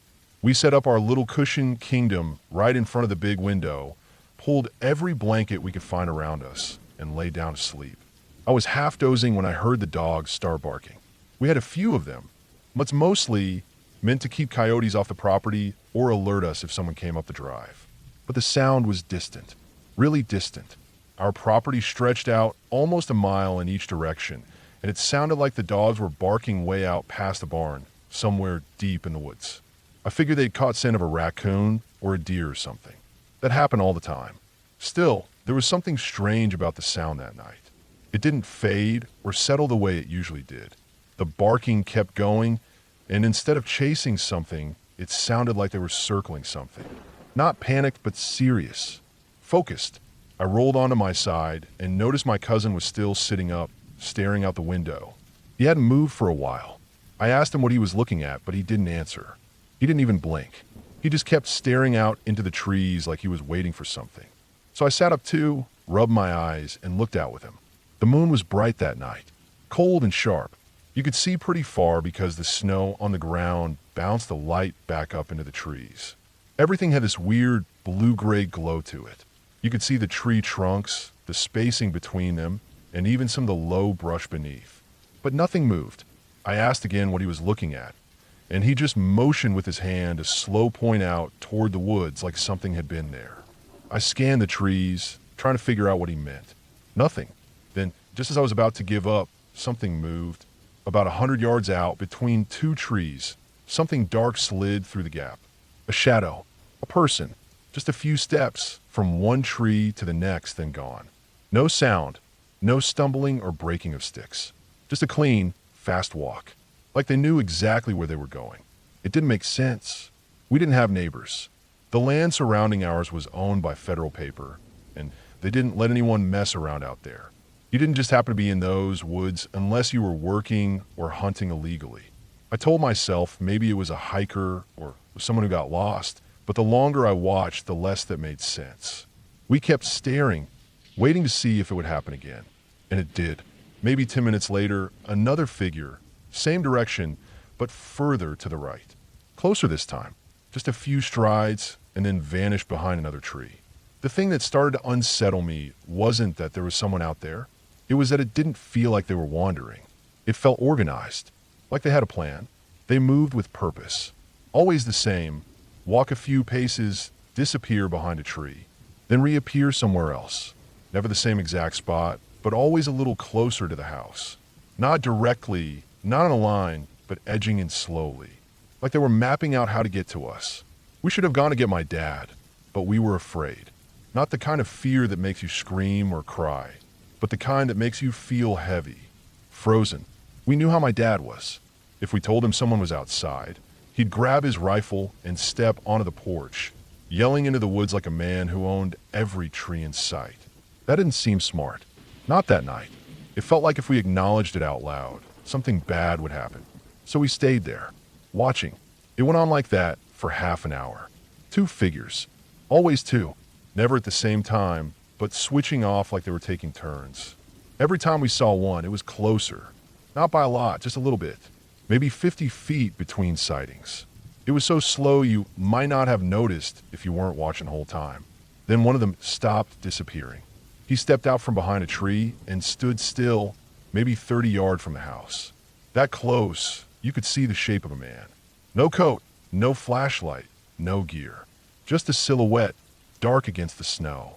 He didn't move for a full minute, just stood there, angled toward the house like he was watching us. But that didn't make sense. From where he was, our window would have just looked like a black stripe in the distance. There were no lights on behind us. We were lying low in the room. He couldn't have seen us, not really. But he stood there like he knew. Then he started to run. Not a sprint, not a panic charge, just a fast, controlled jog straight toward the house. We bolted.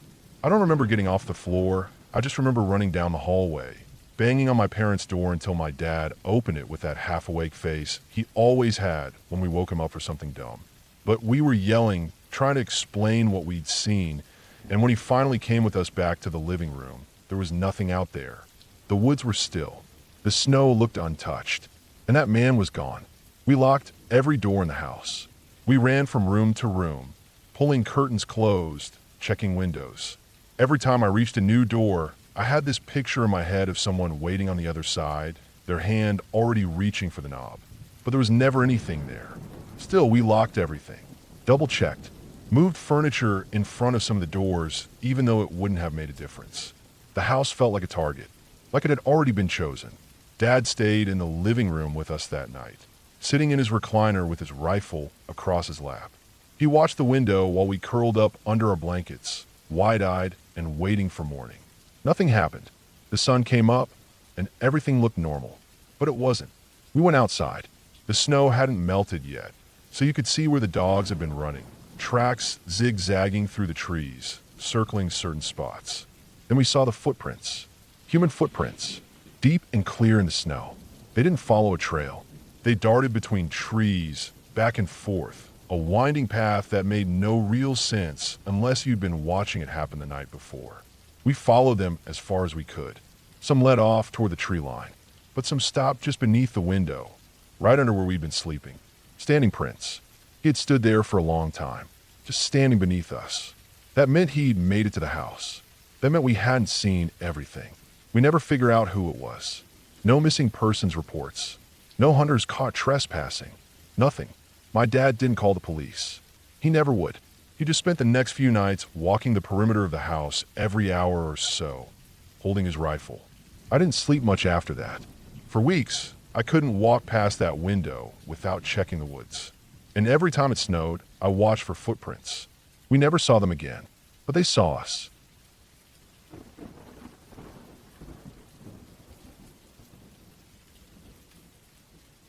I've told this story before, but every time I bring it up, I have to brace myself for that crawling feeling in the back of my neck.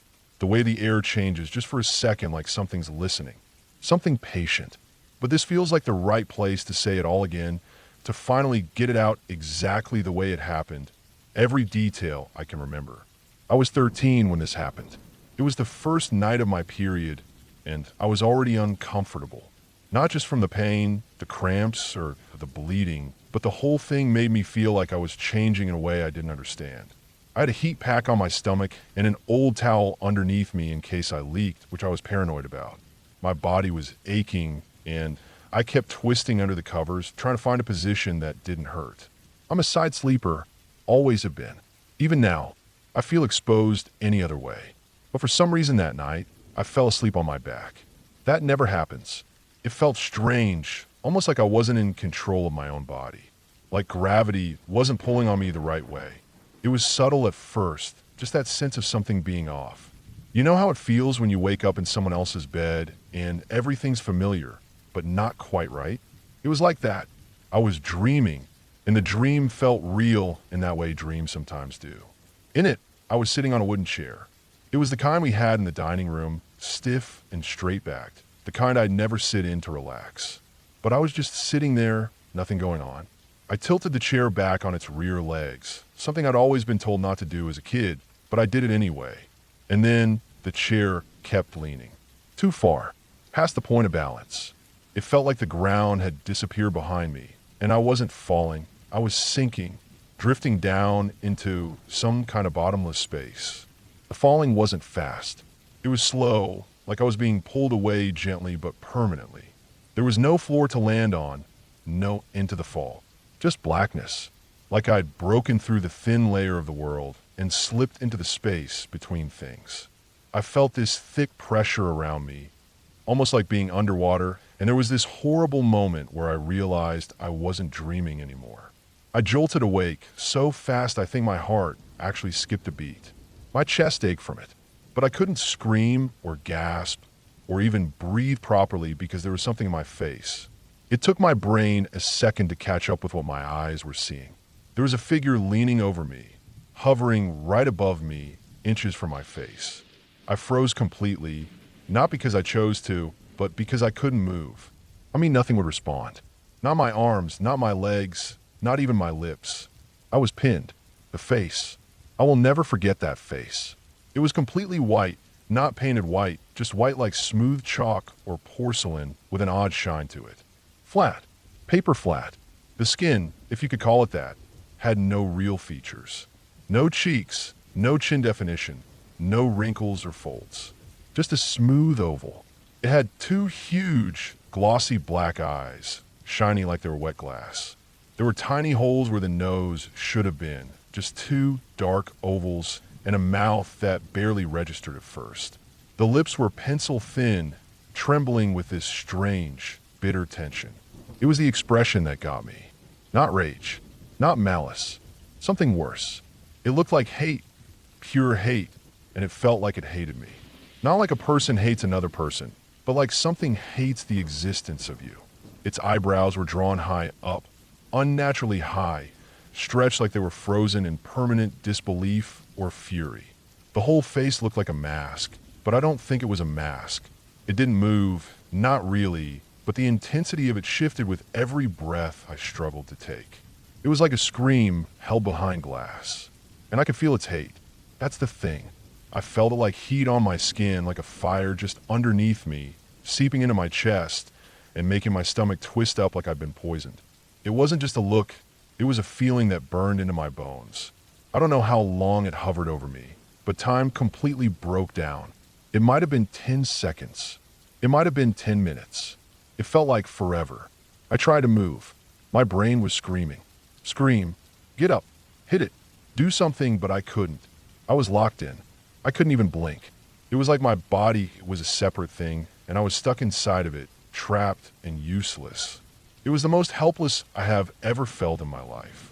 And it wasn't just my life I was scared for. I had this overwhelming panic that this thing wasn't trying to kill me. It was trying to erase me. Like if it touched me again, I'd stop existing in any way that mattered. Finally, after what felt like forever, I managed to let out the tiniest sound. A whimper, barely a breath, just a tiny crack in the paralysis. And as soon as I made that sound, it pulled back. It didn't jump or flinch. It just stood up straight, fast and smooth, until it was standing at the foot of my bed. I realized then how tall it was. It was nearly touching the ceiling. It wasn't floating. It had leaned over me from the foot of the bed, bending its whole upper body down over mine. That's how long and thin it was. Its whole body was covered in a black cloak, something long and heavy-looking, like fabric that had been worn and never washed. No hands, no feet, just the cloak and the face. It started to pace, back and forth, long, smooth steps, but its eyes never left mine. It kept looking straight at me the whole time, like it was trying to figure out how to get past something. That's when I started to notice the feeling in the room. There was a pressure like the air had thickened. It wasn't just fear, it was something physical. It felt like a wall had been built around me. I couldn't see it, but I felt it, like a force field had gone up, keeping it out. And the thing was furious. It wasn't making any noise, but its body twitched every time it passed the edge of my bed, like it was being repelled, like a starving animal pacing behind glass, knowing its prey was right there, if only it could just get in. I sat up without meaning to. I didn't feel my body do it. I was just suddenly upright, my back rigid, my hands clenched into the sheets, still frozen in place. I couldn't look away from it. Behind it, I noticed something else, the closet door. It had been shut when I went to sleep. I always shut it, but now it was open just a few inches, not wide enough to notice from across the room, just cracked, enough to breathe through. The thing stopped pacing. It turned and glided toward the closet. It didn't walk exactly. It didn't bounce or sway like a human body would. It just moved. When it got to the closet, it slipped in sideways like water pouring through a crack. It didn't break eye contact. Not once. Its head twisted around and watched me the whole time, its face half hidden in the dark, those black eyes glinting. It stood there just inside the closet, staring at me. Its whole body trembled slightly, like it was vibrating from frustration. And then it began to fade. Not like vanishing, more like a shadow shrinking. Slowly, bit by bit, it dissolved into the dark until I couldn't tell if I was imagining it or not. But the hate didn't leave. That stayed, lingering in the room like smoke. I turned on my lamp and didn't turn it off for weeks. That night, I didn't go back to sleep. I didn't even stay in my room. I grabbed my pillow and blanket and went out to the living room and just sat on the couch with all the lights on. I didn't tell anyone. How do you explain something like that? It felt too strange to be real, but too real to be a dream. For years, I convinced myself it was sleep paralysis. I read everything I could find on it. Hallucinations during sleep paralysis are common, especially ones involving figures or faces hovering near the bed. It all made sense scientifically, a perfect explanation. My brain had misfired. Chemicals, instinctive fear responses. It was all just a very bad dream that hit at the exact wrong time. I accepted that for a long time. But then, a few years later, I met a girl at school. We weren't especially close at first, just acquaintances. But over time we became real friends. One day, completely out of nowhere, she brought something up.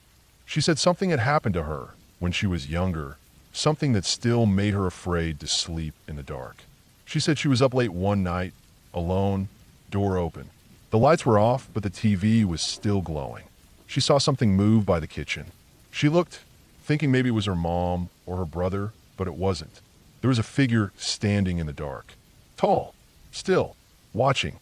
She thought it was someone in a hoodie at first, maybe a burglar, but the more she looked, the less human it seemed. She said it raised a hand and beckoned her, slowly, like it wanted her to follow. She looked away, hoping it would be gone when she looked back, but it was still there, watching. I didn't say a word when she told me that. I just listened. Then she described it, the face, the body, the way it moved, and I felt every hair on my body stand up. She had never heard my story. We didn't talk for a minute, just sat there. Then we both got out notebooks. Neither of us wanted to speak it out loud. We drew what we had seen. Her sketch wasn't perfect, but it didn't have to be. I felt cold all over. I was staring at it. Again, that face, those eyes, that same twisted, flat thing I had.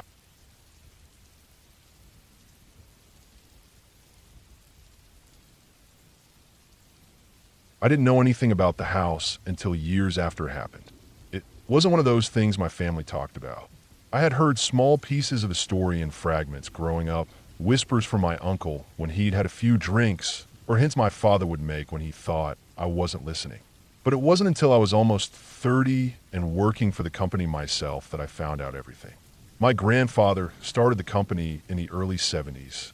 It was a resource extraction company, timber, some mining contracts, that sort of thing. They operated mostly in developing countries, the kind of places with weak labor laws and cheaper land. The story really begins when they were expanding into a remote region of a third world country. I won't say which one.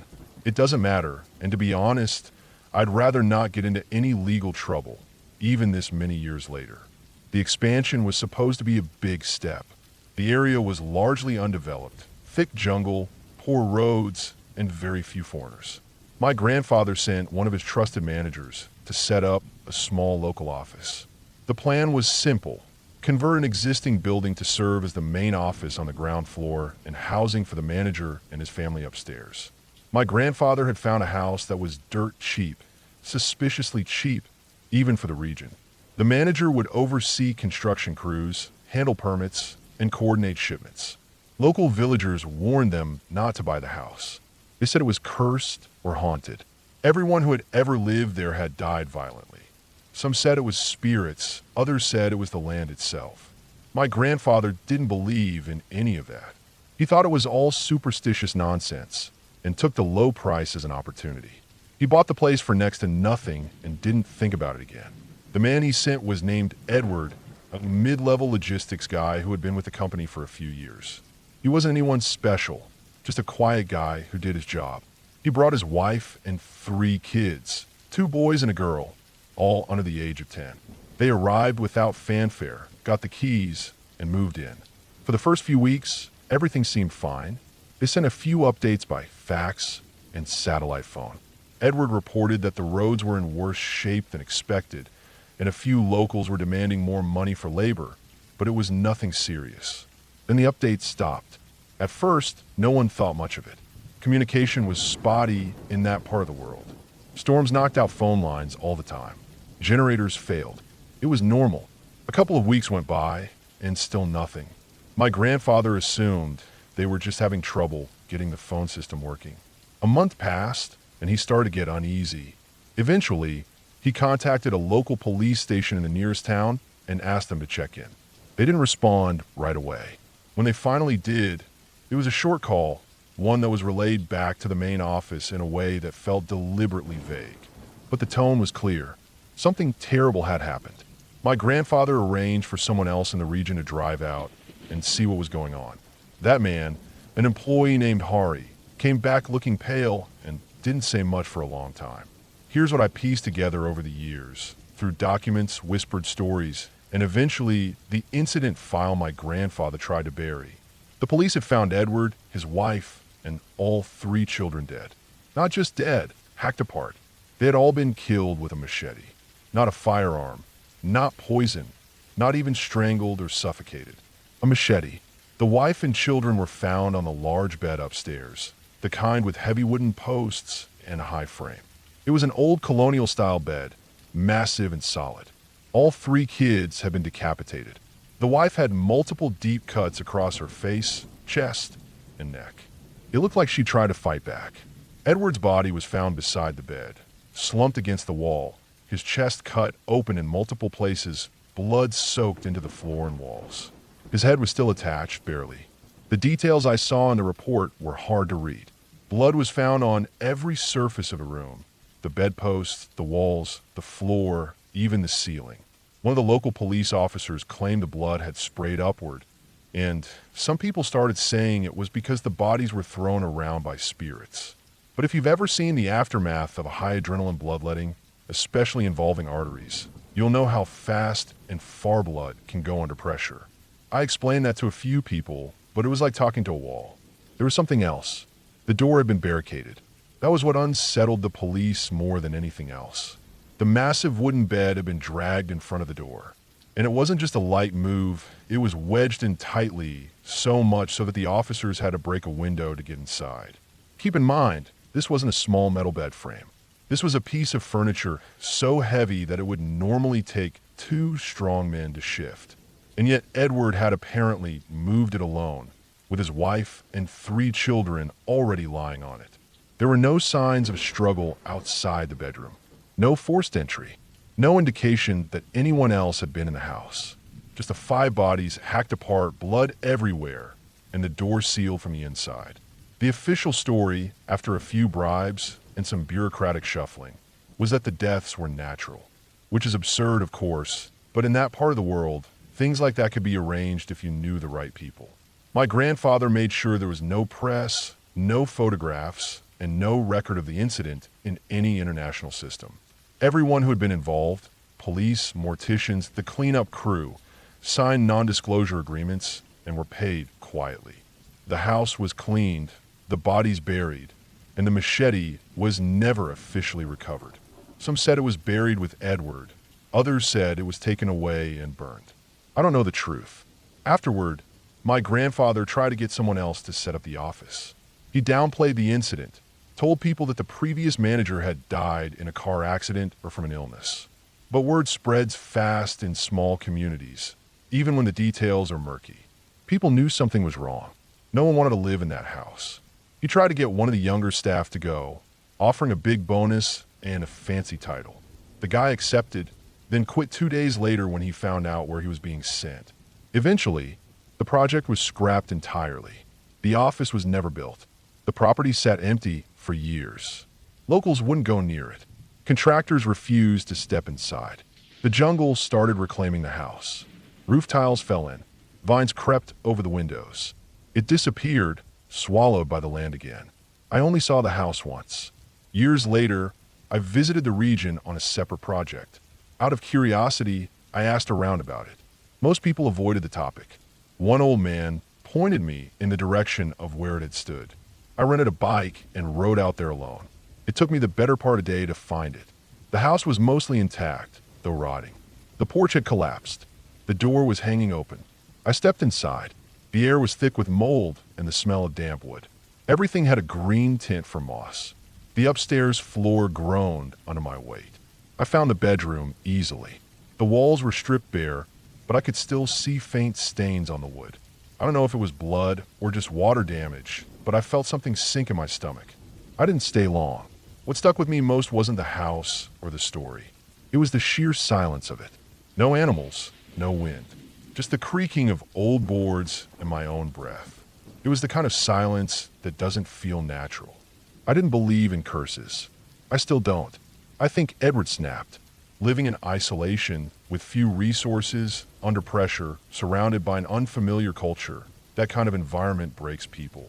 Especially someone who's already on the edge. He probably wasn't sleeping. He might have been dealing with some kind of untreated mental illness. The stress and heat and remoteness could have pushed him over the line. The strength he used to barricade the door? Adrenaline can do that. People lift cars in emergencies. Dragging a heavy bed isn't impossible when your brain is in a frenzy. As for the brutality, People are capable of horrible things when they lose their minds. I've seen it. I worked with displaced people during a stint in humanitarian aid. I saw what machetes can do, what people can do to each other when they snap. There doesn't have to be a ghost or a demon or a curse. Sometimes all it takes is a man alone with his thoughts too long. The company never touched that region again. My grandfather never talked about it. He pretended it had never happened. Years later, when he died, I found a file in a locked cabinet in his study. There was a folder labeled with the project name, and inside was a single page of typed notes, probably written for internal records. At the bottom, in my grandfather's handwriting, was a sentence that stuck with me. Some things are cheaper for a reason. That's the real horror, I think. Not ghosts, not spirits. Just a decision made for profit and the people left behind when it goes wrong. The company grew. It expanded into other regions. The incident was forgotten by almost everyone, except me. I still think about those kids, about how far a mind can fall when there's no one around to stop it. I wonder what Edward was thinking as he locked that door. I wonder if he knew what he was going to do. I don't go near remote places anymore. I stay in cities where the lights never go out.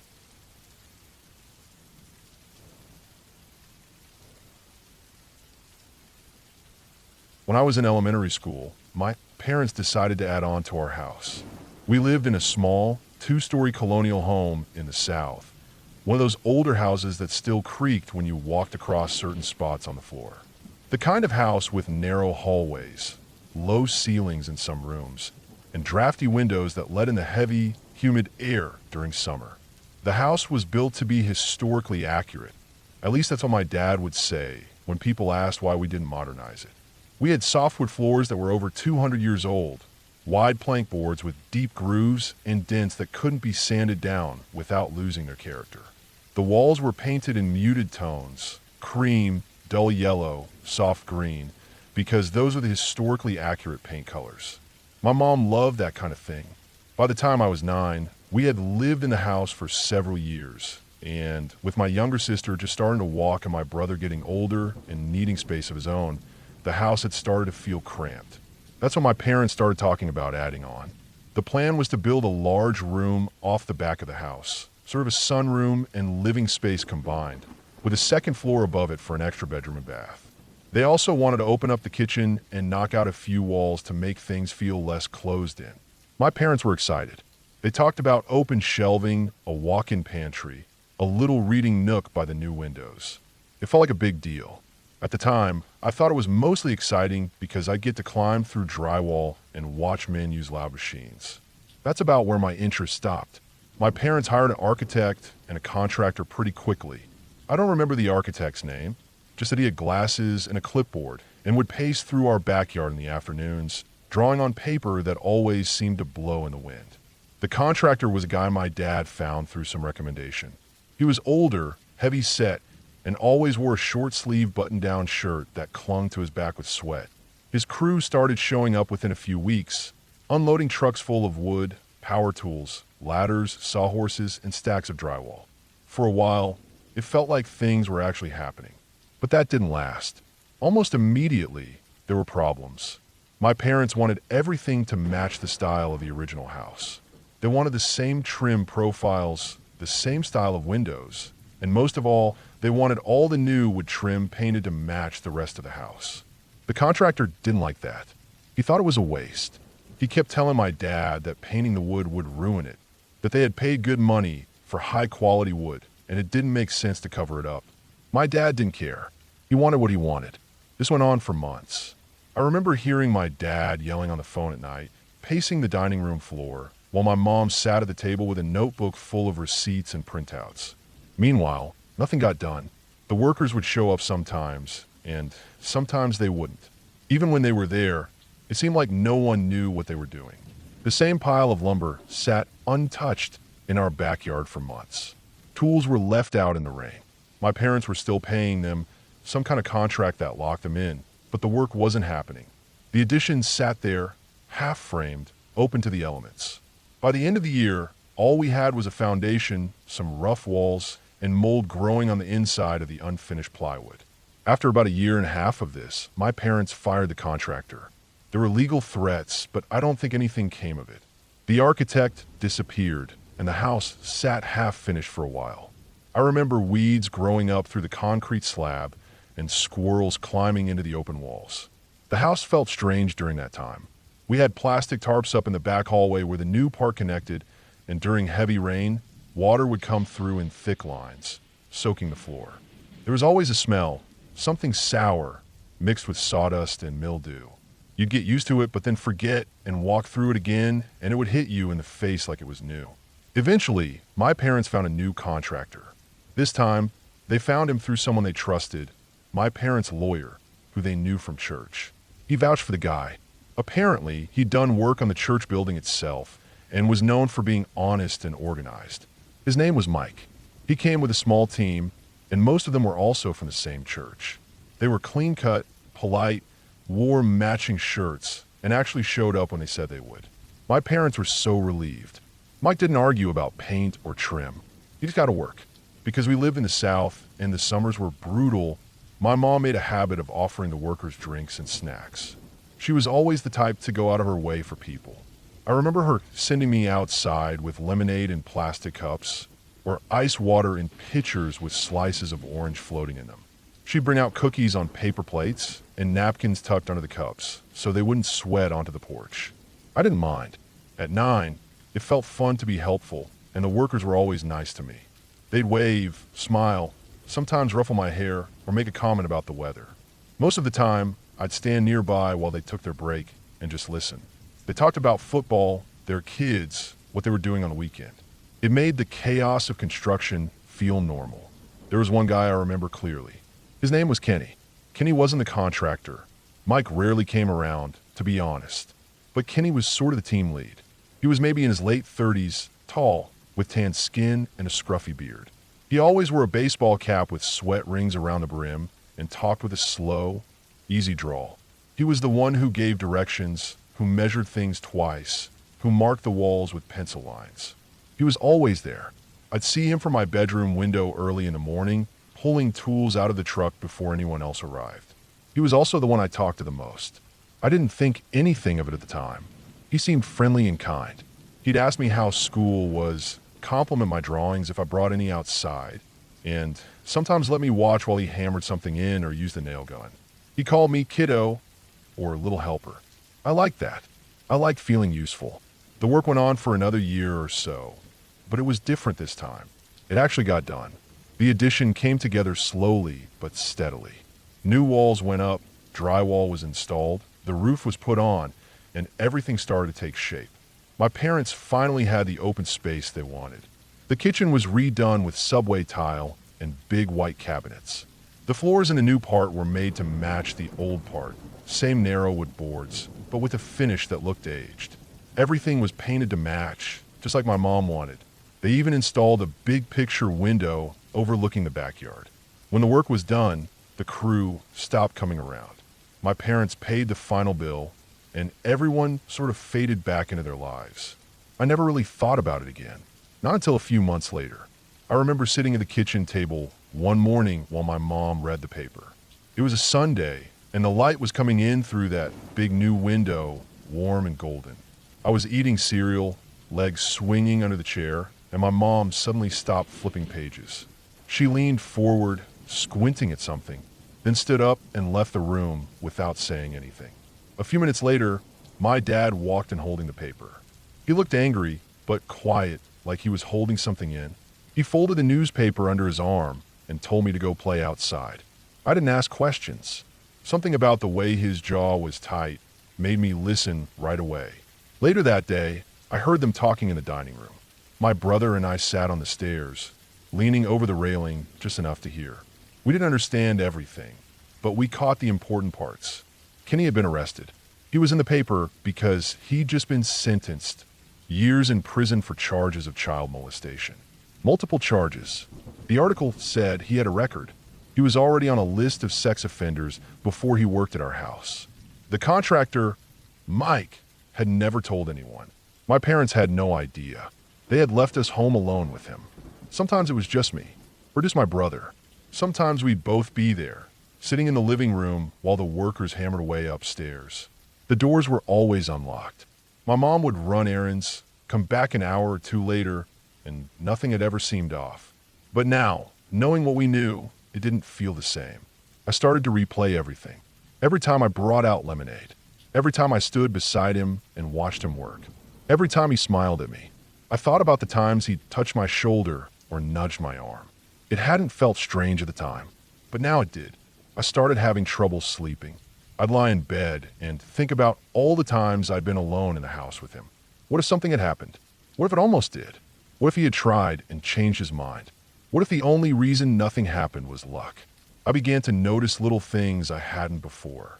I remembered once finding him inside the house when no one else was. He said he needed to check the wall measurements in the hallway. I hadn't thought it was weird then. Now it felt like a red flag. Another time, I remembered him asking me where my parents were. I told him my mom was out. He didn't say anything, just nodded, but I remember the look on his face, like he was thinking about something. I told my mom about that one. She didn't say anything at first. Then she sat down, hard, on the edge of the couch and didn't move for a long time. They never left us alone in the house again after that. Not even a run to the mailbox. Years went by, and we stopped talking about it. My brother and I grew up, and my sister eventually moved into the new bedroom upstairs. The house looked beautiful, like nothing